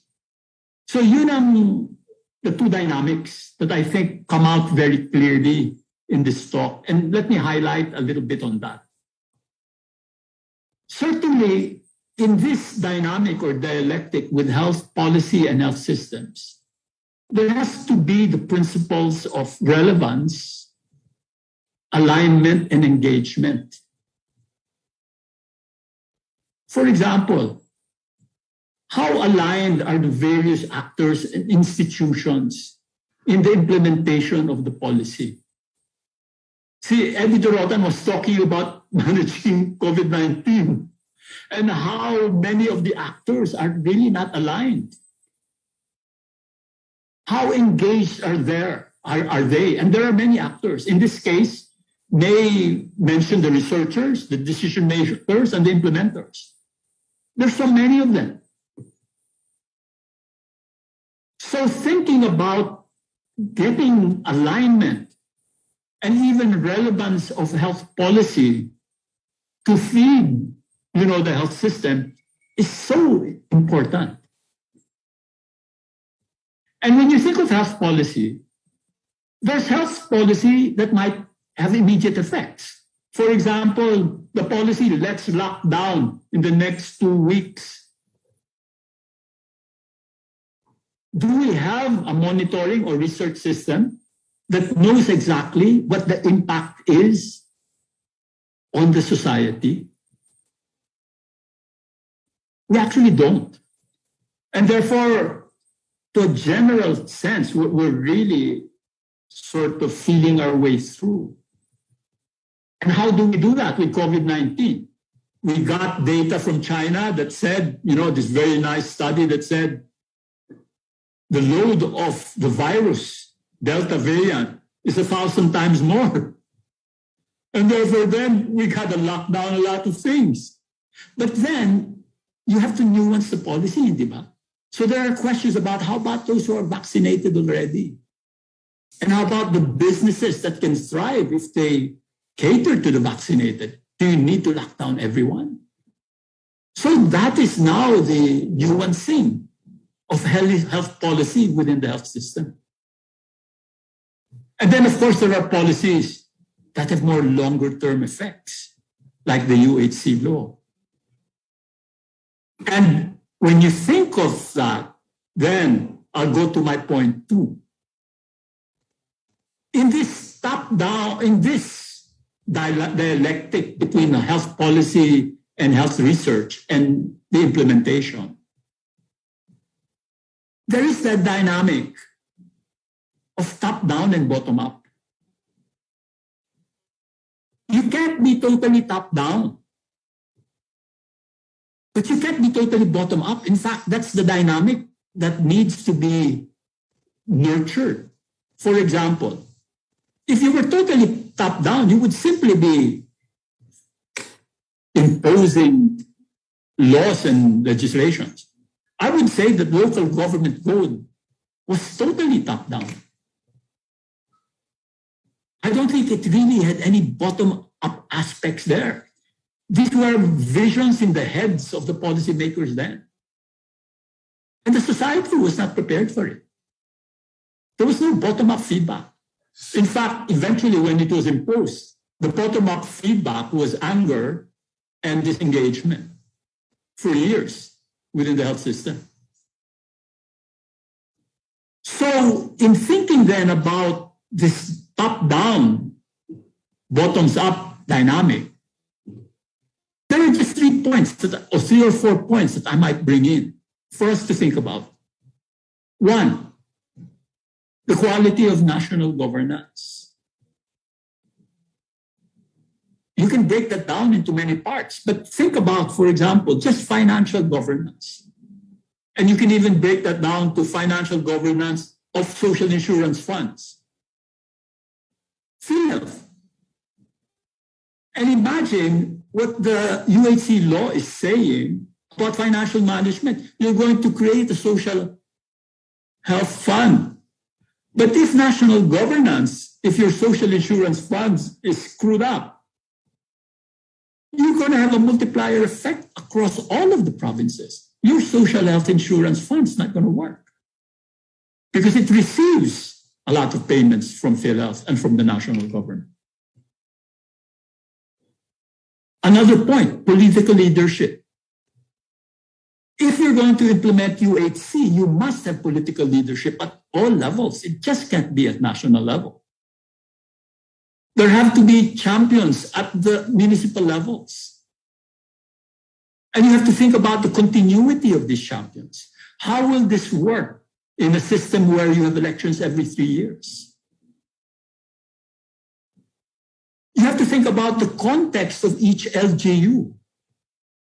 Because universal health insurance talks about, universal healthcare talks about each and every Filipino in each and every municipality.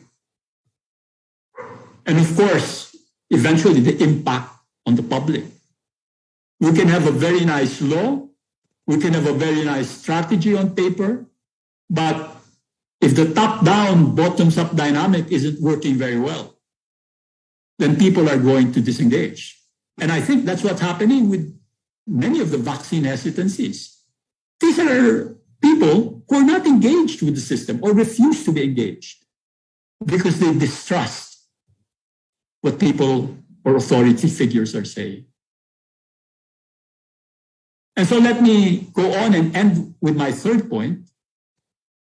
Given all of this, the dynamic, the dialectic between health systems and health policy, health research and health policy, and of course, this bottoms-up, top-down dialectic as well.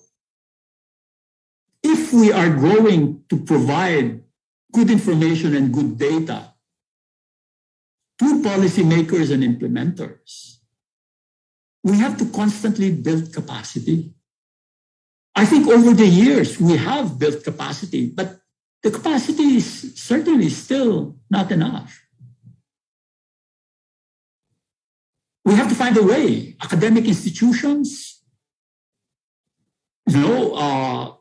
private sector, government, but we need to build that capacity and create a really synchronized and coherent system that's able to provide this information constantly.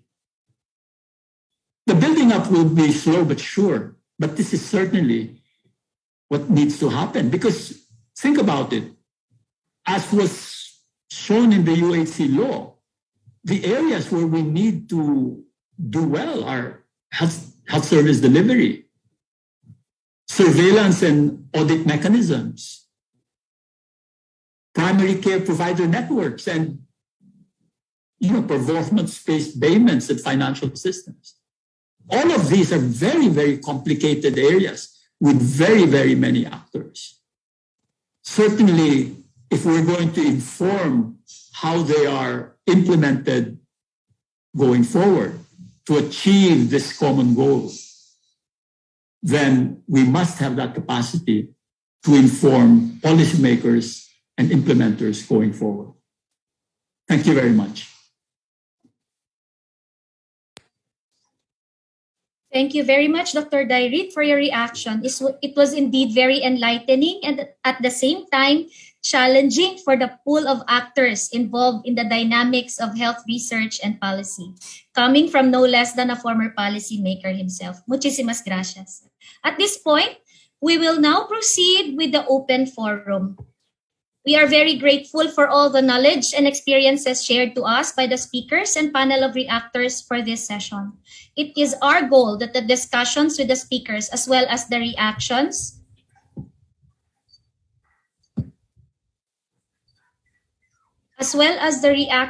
from the panel of reactors will serve as an avenue for us to generate ideas and identify areas for research projects which may be submitted to PHC-HRD or to your respective HRD consortiums for health policy reviews, for capacity building, or for funding to better address the healthcare needs of the country. Let us now proceed to the open forum and hear some questions from our participants. Please be reminded that the participants can input their questions in the Q&A tab in our Zoom's chat box or FB Live comment box. You may also indicate the speakers and or reactors' name whom you would want to address your questions. In the interest of time, we will only limit the questions for this Q&A. To answer the rest of your questions, kindly indicate your institution or affiliation and, if possible, email address for reference. We will email the unanswered questions to the speakers and reactors and email them back, their answers back to you. So our speakers and panel of reactors are now ready to answer the questions from our participants. Okay.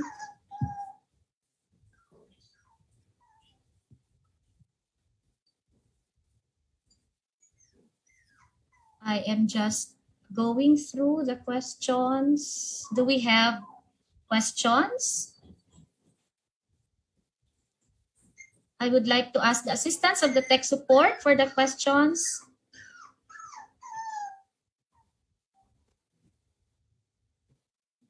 Okay.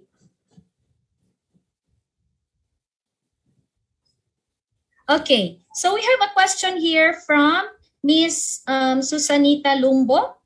How can we empower the community? Where is this? Tech support.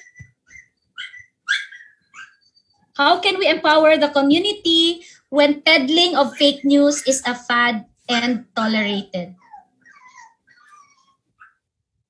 Anybody from our speaker?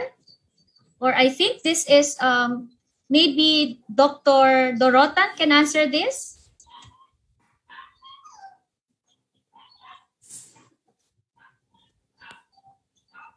Sige. Maraming salamat sa tanong, no? Yun nga, kailangan magkaisa po yung health community in terms of messaging, no?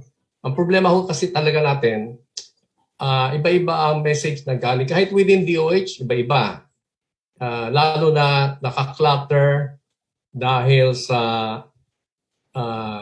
pinapasukan ng mga politika, di ba? And I think we need to harness yung collective wisdom ng ating health community. No? And that means hindi lang sa loob ng DOH, but also sa lahat. Lalo na itong network na to, very important. No? For example, just a very example lang, ang bakuna po ba ay okay? Di ba? So kung magkaisa tayo doon, okay. And if ito mga nakikinig ngayon ay magsasabi na okay yan, maniniwala ko sa atin ang lahat. Kahit na may mga ibang doktor dyan na sasabihin na hindi, di ba? The more we as a collective health community magsabi yan, the better. But there's also, meron din dapat tayong space for debate. Kasi minsan, lalo na sa health sector natin, evolving po ang science. Di ba? For example, do you need booster doses? Kailangan ba unahin na natin ang mga bata sa bakuna? So, hindi pa natin alam eh. Okay ba na mag-booster ako ng Moderna, Pfizer sa Sinovac kasi ang Sinovac ay Chinese made and therefore low quality. Di ba? So kailangan may collective voice, collective voice. And everybody has to, and yung mga tao naman nakikinig sa kanilang mga doktor. So i-harness mo natin yan. And yung fake news ang ang kailangan maayos din natin kasi at the end of the day, it's about showing evidence. For example, dati hydrochloroquine, okay, di ba? Dami nang gumagamit. Kahit ngayon, ivermectin. Pero kung may evidence tayo hindi naman pala pwede, sabihin natin, and this health community, kaya nga may mga researchers tayo. And that's where yung research nyo very important. Kasi pag evidence-based tayo, sasabihin natin ganito. At sasabihin din natin, hindi naman tayo mga Diyos, di ba? Na lahat tama. There's a lot of evolving evidence in science, di ba? But yung basic ay kailangan magkaisa tayo doon. Kung fake news, dapat sabihin kayo na fake news. And suggestion ko rin, kung pwede po, yung mga fake news, huwag na natin i-send sa lahat. Kasi the more na isi-send pa natin yan, the more nagkakaroon ng traction, di ba? Parang mga trolls. Maybe the Department of Health can come up with a parang troll group din. Pag fake, sabihin ka agad. Pag fake, ganyan. But tama yung sinabi naman ulit, no? You need trust. People trust who are speaking. Kasi kung mga political spokesperson ng national government, walang maniniwala. Pero kung si Manolet Dairit, o si Dr. Marita Reyes, o si Dr. Faye Marlene Lorenzo, or kahit si Dr. Gloria, si Dr. Otaiza magsalita, makikinig. So the more we have voices, the more kasi may clutter, there's noise. We need to reduce the noise to a level na kampante ang tao. Diba? So I think, hindi ko alam kung part ng research is communication. How do we communicate yung health issues natin? Kasi yung problema natin, technical tayo masyado, but at the end of the day, hindi naiintindihan ng masa. Di ba? Baka there's a new way of sending the message, sending the truth na counter sa fake news. Yun lang po. Thank you. Okay, thank you very much, Dr. Dorotan. I think we have another question here. This time it's addressed to Dr. Dairit. Can you give us your insight on how we can start to uplift the trust of the local community? From Flo Alzate of Davao City.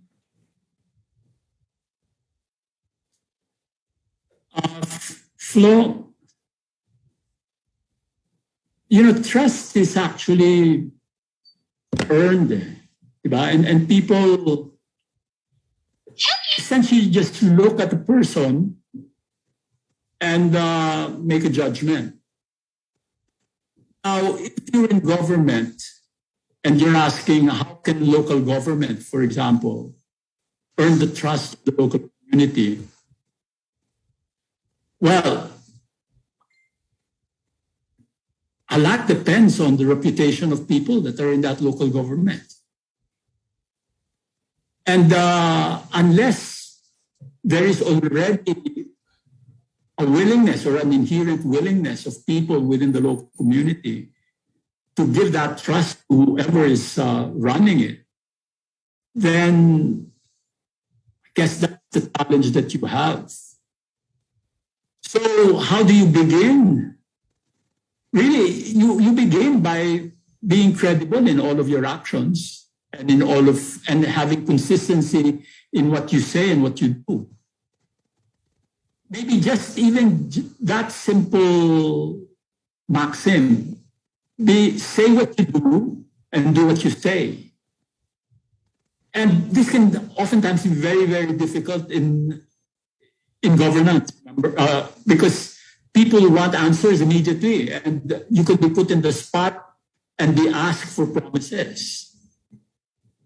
And so there's no easy answer to that. It's being able to, one, just project the credibility so that people will give you their trust, even if you're not able to deliver right away for various reasons. But they know that the effort is there and that there's no monkey business going around and you're not just joking around. And that's really the basic fundamental principle. Do what you say and say what you do. And when you think about all of the distrust that's come around, it's because people say things that they don't do and vice versa. So I'll leave it there. Okay, thank you, Dr. Dairit. We have another question here from Ken Adrian Segun.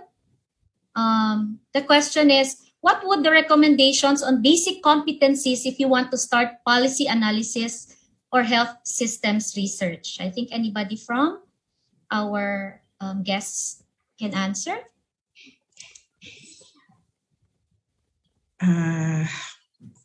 Okay.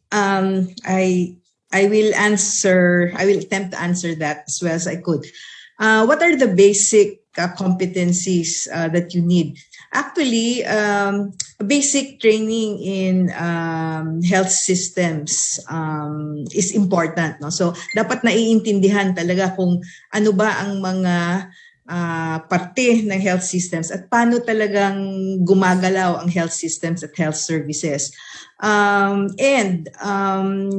Sa marami na ngayong mga courses na pwede kang bigyan ng mga tools for doing policy analysis. Ang policy analysis kasi kailangan mo may mga quantitative tools ka din at saka may qualitative tools. No? So marunong kang gumawa niyan, yung mabilis na survey,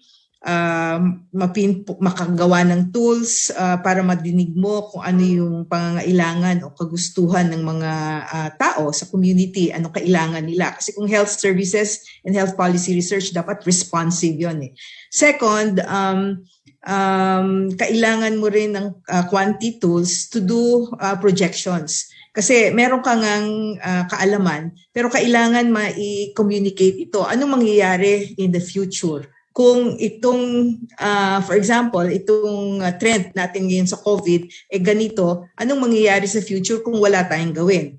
Ngayon, kung may gagawin tayo, pero ganito lang gagawin natin, isang level, bababa yung mga cases, by how much? No? May mga ganun na, very, very easy, may marami ng apps, pero you just have to learn how to do that. Kasi mga qualitative tools, then, you need that for analysis. Kasi kailangan mong malaman, okay, may survey ka, alam mo kung ano nangyayari, but bakit? The whys and the hows of what you see, the trends that you see, and the responses of your respondents actually needs to be understood well, so that you can craft it into a message that's easy to understand for policymakers and for people themselves to participate in their care. How do you do this? Marami na po tayong master's programs in many universities for formal training.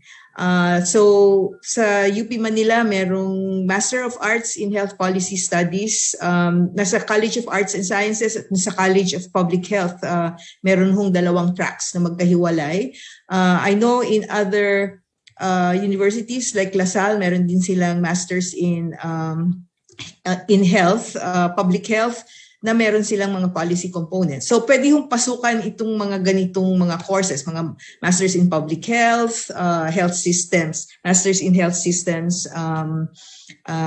analysis or something like that, para lang mas maintindihan. So usually po, nasa master's level yan yun. Pero ang aming minumungkahi ay kailangan maibaba yan doon sa undergraduate programs.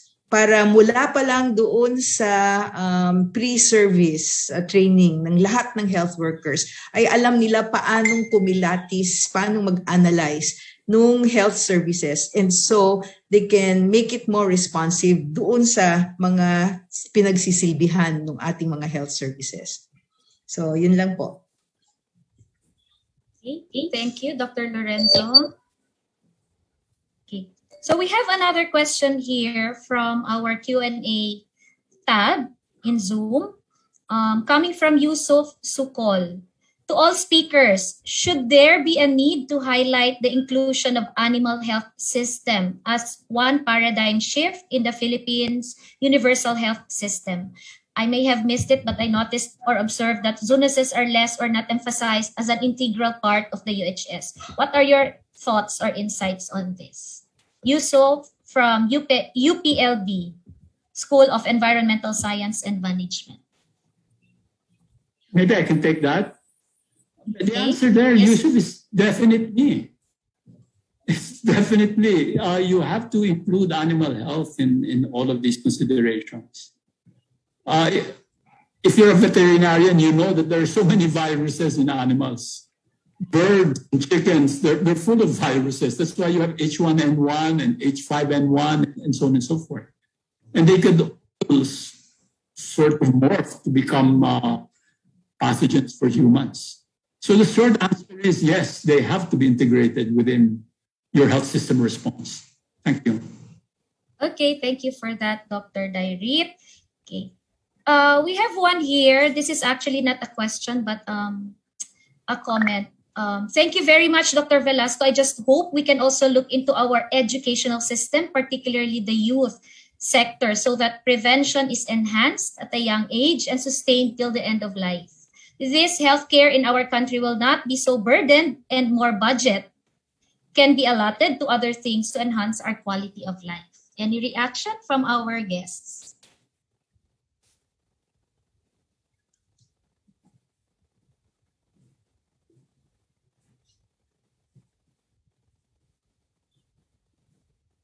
Okay.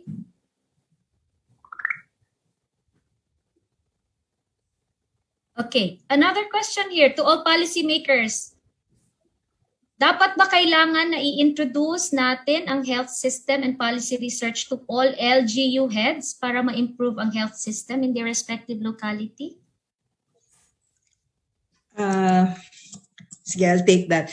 Oo, dapat ma-introduce sa mga LGUs. Pero iba-ibang proseso. No? Yung sa LGUs, dapat maturuan sila paano mag-utilize, paano mag-access ng data. So kaya nga yung aming inaambisyon dun sa end ng PICARI study ay we should come up with a database that is available to all, no? Para yung Ask Cheese. Pwedeng magamit yun ng mga mayors, ng mga governors, at madali nilang maintindihan. So, kailangan talagang what we call that, demystify yung data. Kasi kadalasan tayo lang nakakaintindi. No? So, yun, we're working very hard at it. Pero kailangan malaman nila na may ganung klaseng sistema at pwede nilang maimpluwensyahan. Yung sa UCLA, very often, no, they talk to their policy users. Tinatanong nila, what would you like to know? And then for the next, they do surveys like, I think, twice a year at the very least. Sometimes, depende kung may pangangailangan, nakakagawa sila ng small area surveys quarterly. Tinitignan nila yung trend, no? Nag-i-improve ba tayo? Hindi ba tayo nag-i-improve? Saan? Ganyan. Pero, interactive yon. Tinatanong din nila yung mga gumagamit. So, yes, the answer to that is definitely yes. Kailangan natin ma-inform ang local government in utilization and maybe also in generating their own information. So pag nagkokolekta sila ng data araw-araw, sino yung mga pasyente nila, ano yung mga problema, ano yung mga hindi na ibigay na serbisyo, all of that is information that can be crafted into a systems research and later on move to policy. Yun ang hindi nila naiintindihan, no? Kala nila kailangan esoteric, kailangan ang haba ng tools mo. Hindi ganon eh. Ang mas valuable information is what is collected every day, what happens every day. So, paano natin ngayon ma-rationalize yun? Kailangan katulungin natin ang lahat na well, first of all, I would say, kailangan natin i-improve yung research culture natin in a sense that kailangan makita ng lahat ng tao, information is important. No? So, kahit na ano yung maliit na information mo, yung for example, bukas kami ng 8 to 5. Kaya lang, kakaunti lang ang pumupunta, pero maraming pumupunta dun sa emergency room nung district hospital namin. So, anong ibig sabihin nun? Hindi ba kailangan siguro mag-adjust tayo ng ating pag-provide ng health services? Yung mga ganon makukuha yon sa LGU level pag nag-usap-usap ang mga tao at merong demand from the people themselves to say, bakit nyo kami pinapapunta sa hospital, mas mahal doon sa health center, sana haba-habaan nyo yung oras o palitan nyo yung oras, mas makakatulong pa kayo sa amin. So may ganun dapat na free interaction, and if that works, health policy and health systems research can then meld and makakatulong talaga in creating reforms and innovations. Salamat po. Okay, salamat po, Dr. Lorenzo. Dr. Dorotan, yes po. Yeah. Isa siguro sa mga paradigm shift natin is palagi natin sinasabihan na dapat turuan natin ng mga local government ganito. Dapat ganyan dito. Dapat turuan natin sa health system. You know what? Tayo dapat ang matuto sa kanila. Nag-1991 pa, may devolution tayo. There's a lot of information actually there. And there's a lot of, hindi ko sinasabi lahat, no? There's a lot of best practices, no? Tingnan yung Limasawa. 6th-class municipality, 90% poor, pero walang malnutrition. Zero mortality rate. Sino magtuturo niya? Tayo bang tuturo sa kanya kung paano nila gawin? They can do it eh. Sa general status, paano sila nakakalikay sa droga na walang pinapatay? Okay? And dito naman, kahit dyan sa Surigao del Sur, paano ginawa ni Governor Pimentel na from the highest maternal mortality, napababa niya eh. Just by saying na ayaw kong mamatay ang mga nanay na buntis sa panganak. And with that, mayroong ordinance. And with that, mayroong strategies. And with that, may budget. May mga halfway houses, yung mga indigenous nila, binababa nila kung mga anak na. And therefore, doon na sa clinic, walang mamamatay. No? So, let's do away with a lot of, what we need is a paradigm shift that we learn from the ground. Tama yung sinasabi ni Dr. Taiza, dami nating sinasabi sa taas. pero karamihan yan academic. What we need are practical innovations because there's a lot of, alam natin ang mga technical solution, but there's a lot of adaptive challenges. And itong adaptive, kasama dyan politika, pera, sistema, behavior change, mga pag-iisip ng tao, di ba?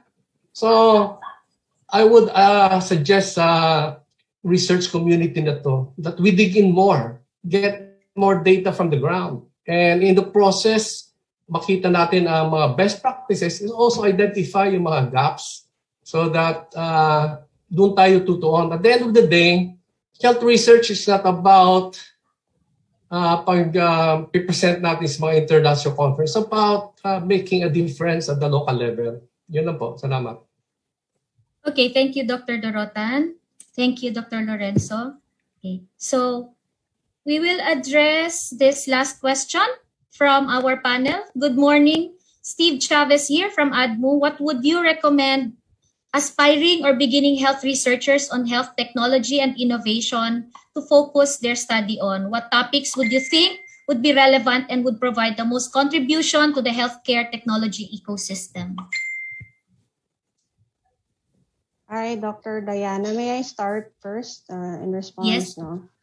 Yes, I won't really be speaking about what particular technologies we do need in the health sector. But I will say, now, for instance, our health technology assessment unit in the department is continually assessing evidence on the impact of various technologies. No? So I would recommend actually exploring that field of reviews of technologies, and that would be very helpful to the DOH. Okay, thank you, Dr. Velasco. Pwede? Yes po, yes. Pasensya na Dr. ha. Dorotan. I would like to, ako suggestion ko, gawa tayo ng mga health technology assessment research on our, based sa ating kultura. For example, I commend UPNIH, yung Institute of Herbal Medicine. They're doing the Lagundi trial for mild cases of COVID.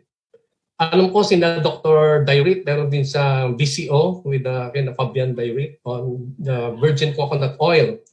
Mga ganun ba, yung mga local natin, mga basics natin na pwede natin i-push through. You know what, yung Lagundi, di ba, sa ubo, pero meron siyang Bitexin na merong affinity sa COVID vaccine, sa COVID virus. So mga ganun ba, something na we have. At kasama din dito siguro yung natin, yung sinasabi ni Secretary no na dapat magkaroon tayo ng self-reliance in developing our vaccines. Kasi ang dami pang darating yan. And kung mag-rely lang tayo sa China, sa US, even manufacturing of vaccines, di ba? Eh, ang problema lang, halimbawa, kahit RT-PCR test, ginagawa na dapat natin, pero ano nangyari doon sa NIH? Parang walang support eh. So there's a lot of things that we can do. Ang problema lang natin, kailangan ng support. Let's put, dapat pag sinabi na support, talagang tunay na support. Di ba? Para maging gold medalist tayo na parin ni Hidilyn Diaz. Yan lang po. Okay. So, for this, okay, we still have room for one more. Okay. Okay. DOH has excellent program. This is from an anonymous attendee. DOH has excellent program, Health Leadership and Governance Program, that forms effective leaders and empowers citizens in building resilient health systems. Such is a very good program because it capacitates the local chiefs, municipal health officers, and other leaders, actors to formulate, implement responsive strategies. The question here is, why is DOH not implementing such program at this time?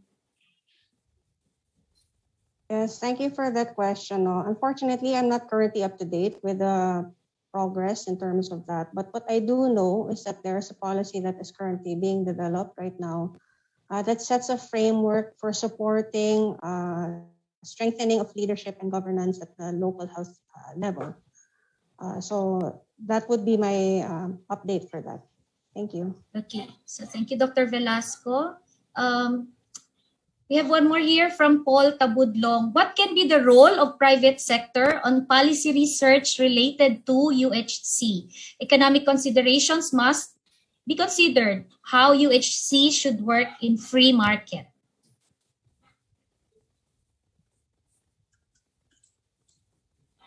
Let me take a stab.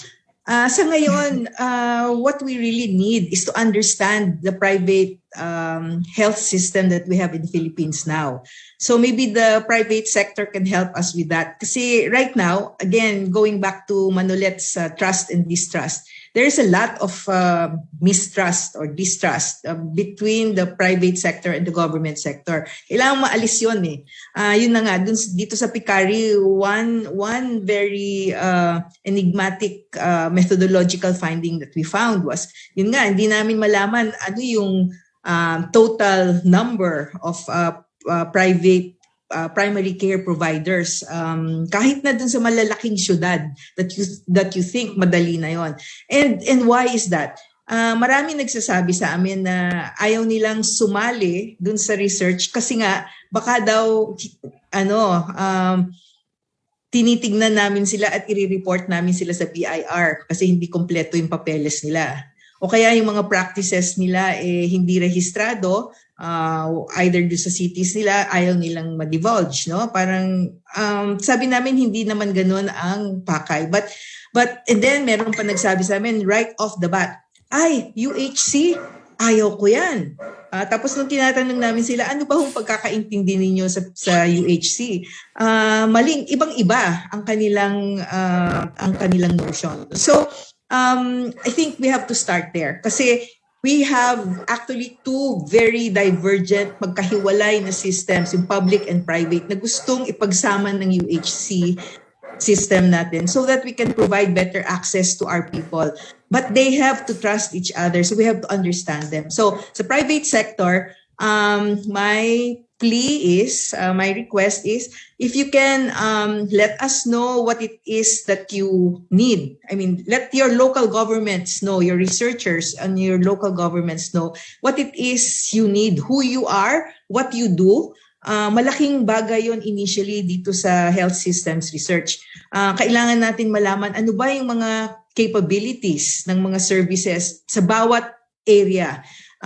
Dati akala namin sa Cebu, especially very urbanized na siya, marami ng services na available sa dun sa mga tri-cities, yung mga highly urbanized areas nila. Lumalabas, malaki ang kulang kasi lahat sila gustong pumunta dun sa tertiary hospitals. No? So for those in the private sector, join us. We need you, but let us together come up with efforts to understand the private sector and let them know that this is a comfortable and safe place to be, UHC. Thank you.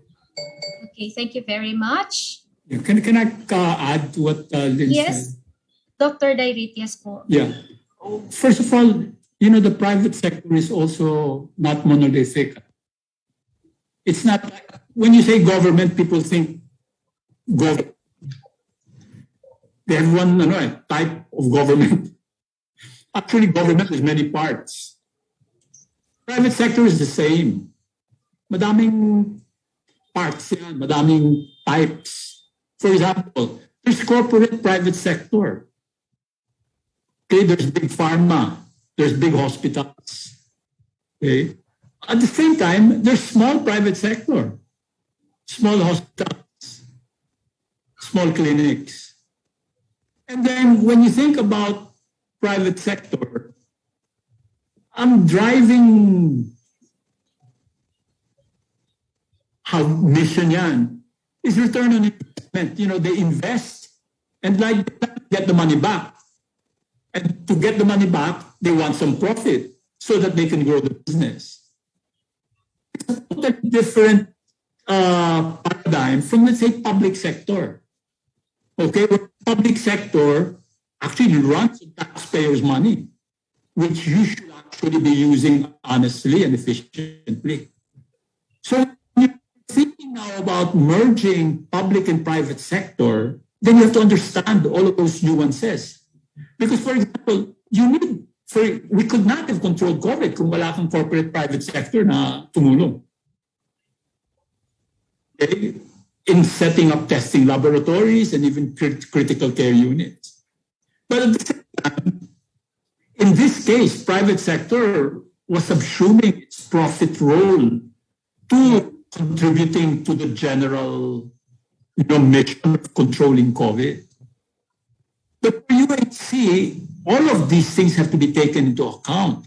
And therefore, government, if it's going to engage private sector, has to understand that and not shoot them, shoot each other in the foot, because there's already distrust at the outset, as Lynn was saying. If you look at it, government actually engages the private sector by bidding out contracts to them. Yeah. Diba? So what we really need is a system that makes it very effective and efficient to use what private sector can provide and minimize, the things that they do that, people may not, be in agreement with. But it's an open market. And so even the pricing of private sector costs in hospitals against government, all of that kailangan maintindihan yan because it's a totally different philosophy in both sectors. And you're trying to get the best out of these two to make the system work. It's something that we have to live with kasi yun ang sistema natin Hindi naman tayo UK it's mainly public sector. So UK, meron silang private sector, but all private sector has a contract with government. Ganyan sa UK. Ganyan sa Australia and sa New Zealand. Sa atin, that's not the way our system grew. Our system grew like the US. We patterned it after them. And the whole psychology of people here, ganyan na rin. So it's much harder to just make very facile statements about private sector and what they should do because there are totally different dynamics in the way they function. Thank you. Okay, thank you very much, Dr. Dairit. All right. So once again, we thank our distinguished speakers and reactors for their insights and very valuable experiences shared to this body. Our healthy future cannot be achieved without putting the health and well-being of populations at the center of public policy. While the COVID-19 crisis is severely challenging health systems today, now more than ever, we need reform towards health research systems that are more resilient and better centered around what people need and sustainable over time. Beyond creating greater resilience in populations, health systems must be strengthened. Now more than ever, we need to look into the health and research development systems and programs. This is imperative if we want a better and healthier Philippines amidst COVID-19 pandemic. What resonated most from the presentations from our panel of reactors as well as our distinguished speakers is the overarching need for a collective, collaborative, practical, and innovative and purposive efforts among stakeholders, the pool of actors in the national and health research system. The changing landscape of universal health care is changing the focus and the activities as well as the goals of health research and development and how it is done. So we are challenging our researchers from the different satellite sessions that we have conducted over the past weeks. The following are the research areas or topics that emerged. Okay, I would allow me to just read some of these research areas and topics. We have health research system resilience, health research and partnerships, dengue, food safety in time of COVID, mental health and coping to new normal, information management system, epidemiology and surveillance, health equity, health service delivery, health financing and governance, health technology assessment, access to free and reliable provincial and city level SDN level data libraries, research to improve HTA methodologies for Filipinos, publication, sustainability, okay, health service delivery and telemedicine, essential health services in relation to and as overshadowed by COVID-19, maternal and child health, non-communicable diseases, emerging diseases, surveillance, health education promotion, USC implementation, and emerging diseases and vaccine development. These are just some of the research areas and topics that the researchers that we have today can look into and possibly develop research proposals for this so that we can address, we can provide for suggestions for policy review so that we can help in our way, in our own way, we can help develop the health research and development as well as health policy in our country. So with that, I would like to request and may I invite the speakers to open their videos as they receive their virtual certificates. We would like to thank also all of our participants. Okay, so allow me to read the citation. In grateful recognition of our speaker's contribution in today's session, DOST-PCHRD, DOST-9, and ZCORD present the Certificate of Appreciation to Dr. Gloria Nenita Velasco for her invaluable contribution as speaker during the 14th PNHRS Week celebration given this 12th day of August 2021, signed by DOST-PCHRD Executive Director Dr. Jaime C. Montoya, DOST-9 Regional Director Mr. Martin A. Wee, and ZCORD Director Dr. Chona Sarmiento. The same certificate and citation is also accorded to Dr. Feli Marilyn E. Lorenzo for her invaluable insights shared. Maraming salamat po. At this point, may I also invite the reactors to open their videos as they receive their virtual certificates. Can we have the certificate of appreciation for our reactors to be flashed on screen, please? Doc, kala namin ni Manolet ang ibibigay nyo sa amin, free lunch. Hindi pa kami nagla-lunch eh. Pwede din po, Doc. Pwede din po. Okay. So, DOHT... Yes po, sure. Okay, DOHT, PCHRD, DOST-9, and ZCORD present the Certificate of Appreciation to Dr. Dulce Amor de Miravite for the invaluable contribution as reactor during the 14th PNHRS Week celebration given this 12th day of August 2021, signed DOST, PCHRD Executive Director Dr. Jaime C. Montoya, DOST-9 Regional Director Mr. Martin A. Wee, and ZCORD Director Dr. Chona Sarmiento. Thank you very much, Dr. Miravite. The same certificate and citation is accorded to Dr. Maria Lourdes K. Otaiza. Also accorded with this certificate is Dr. Eddie G. Dorotan. Thank you very much, also Dr. Dorotan. And finally, the same certificate and citation is conferred to Dr. Manuel M. Daire. Thank you. So, muchísimas gracias. Muchísimas gracias, and thank you once again to our speakers and reactors. So before we officially end this morning session, may we request everyone to please answer our evaluation form by clicking the link in the chat box or by going to the URL flashed on your screens.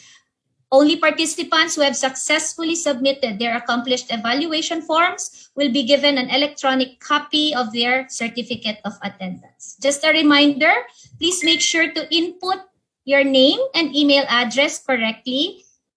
The e-certificates will be sent to your emails within 5 working days after the program. If you did not receive your e-certificate after this time, please email your complete name together with a proof of attendance and successful submission of the accomplished evaluation form to zcord.ro9.dost.gov.ph. And also please be informed that we will only accept evaluation until 5 o'clock this afternoon. Please be reminded that we will still have a continuation of this main event this afternoon at 1 p.m. We will be having 3 parallel sessions this afternoon. Make sure that you have pre-registered to your chosen session. Once again, we are inviting you to the following parallel sessions this afternoon starting at 1 o'clock p.m. Parallel session 1 is focused on implications of the new normal on health technology assessment. Parallel session 2 is entitled Enhancing the Country's Biopreparedness for COVID-19 and Other Emerging Infectious Diseases.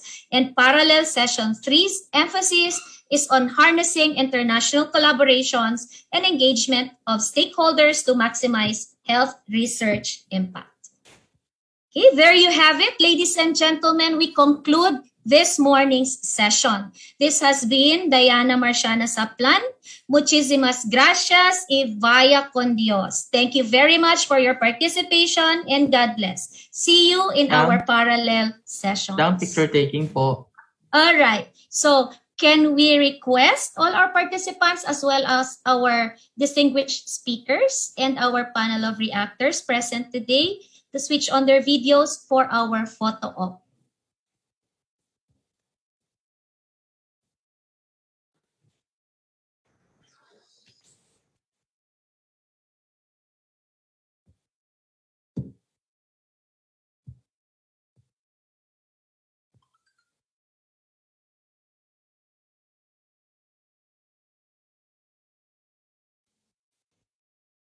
All right. Ready? Screen 1. Smile. 1, 2, 3. Smile. Okay. Hold on. Keep that smile. For screen 2, ready? 1, 2, 3, and smile. Okay. So thank you very much, ladies and gentlemen. See you in our parallel sessions. Hi, Dr. Dairit. Bye. Thank you very much to all of our panelists and speakers. Thank you, Bye. sir. Thank you. Thank you, Jimmy. Bye, Thank sir. you. Hey, Jimmy. Jimmy, yung lunch namin manalitan nila Dr. Sige po, utang po yan, sir. Utang yan. Sige, Eddie. Bye. Sige, bye-bye. Bye. Salamat po.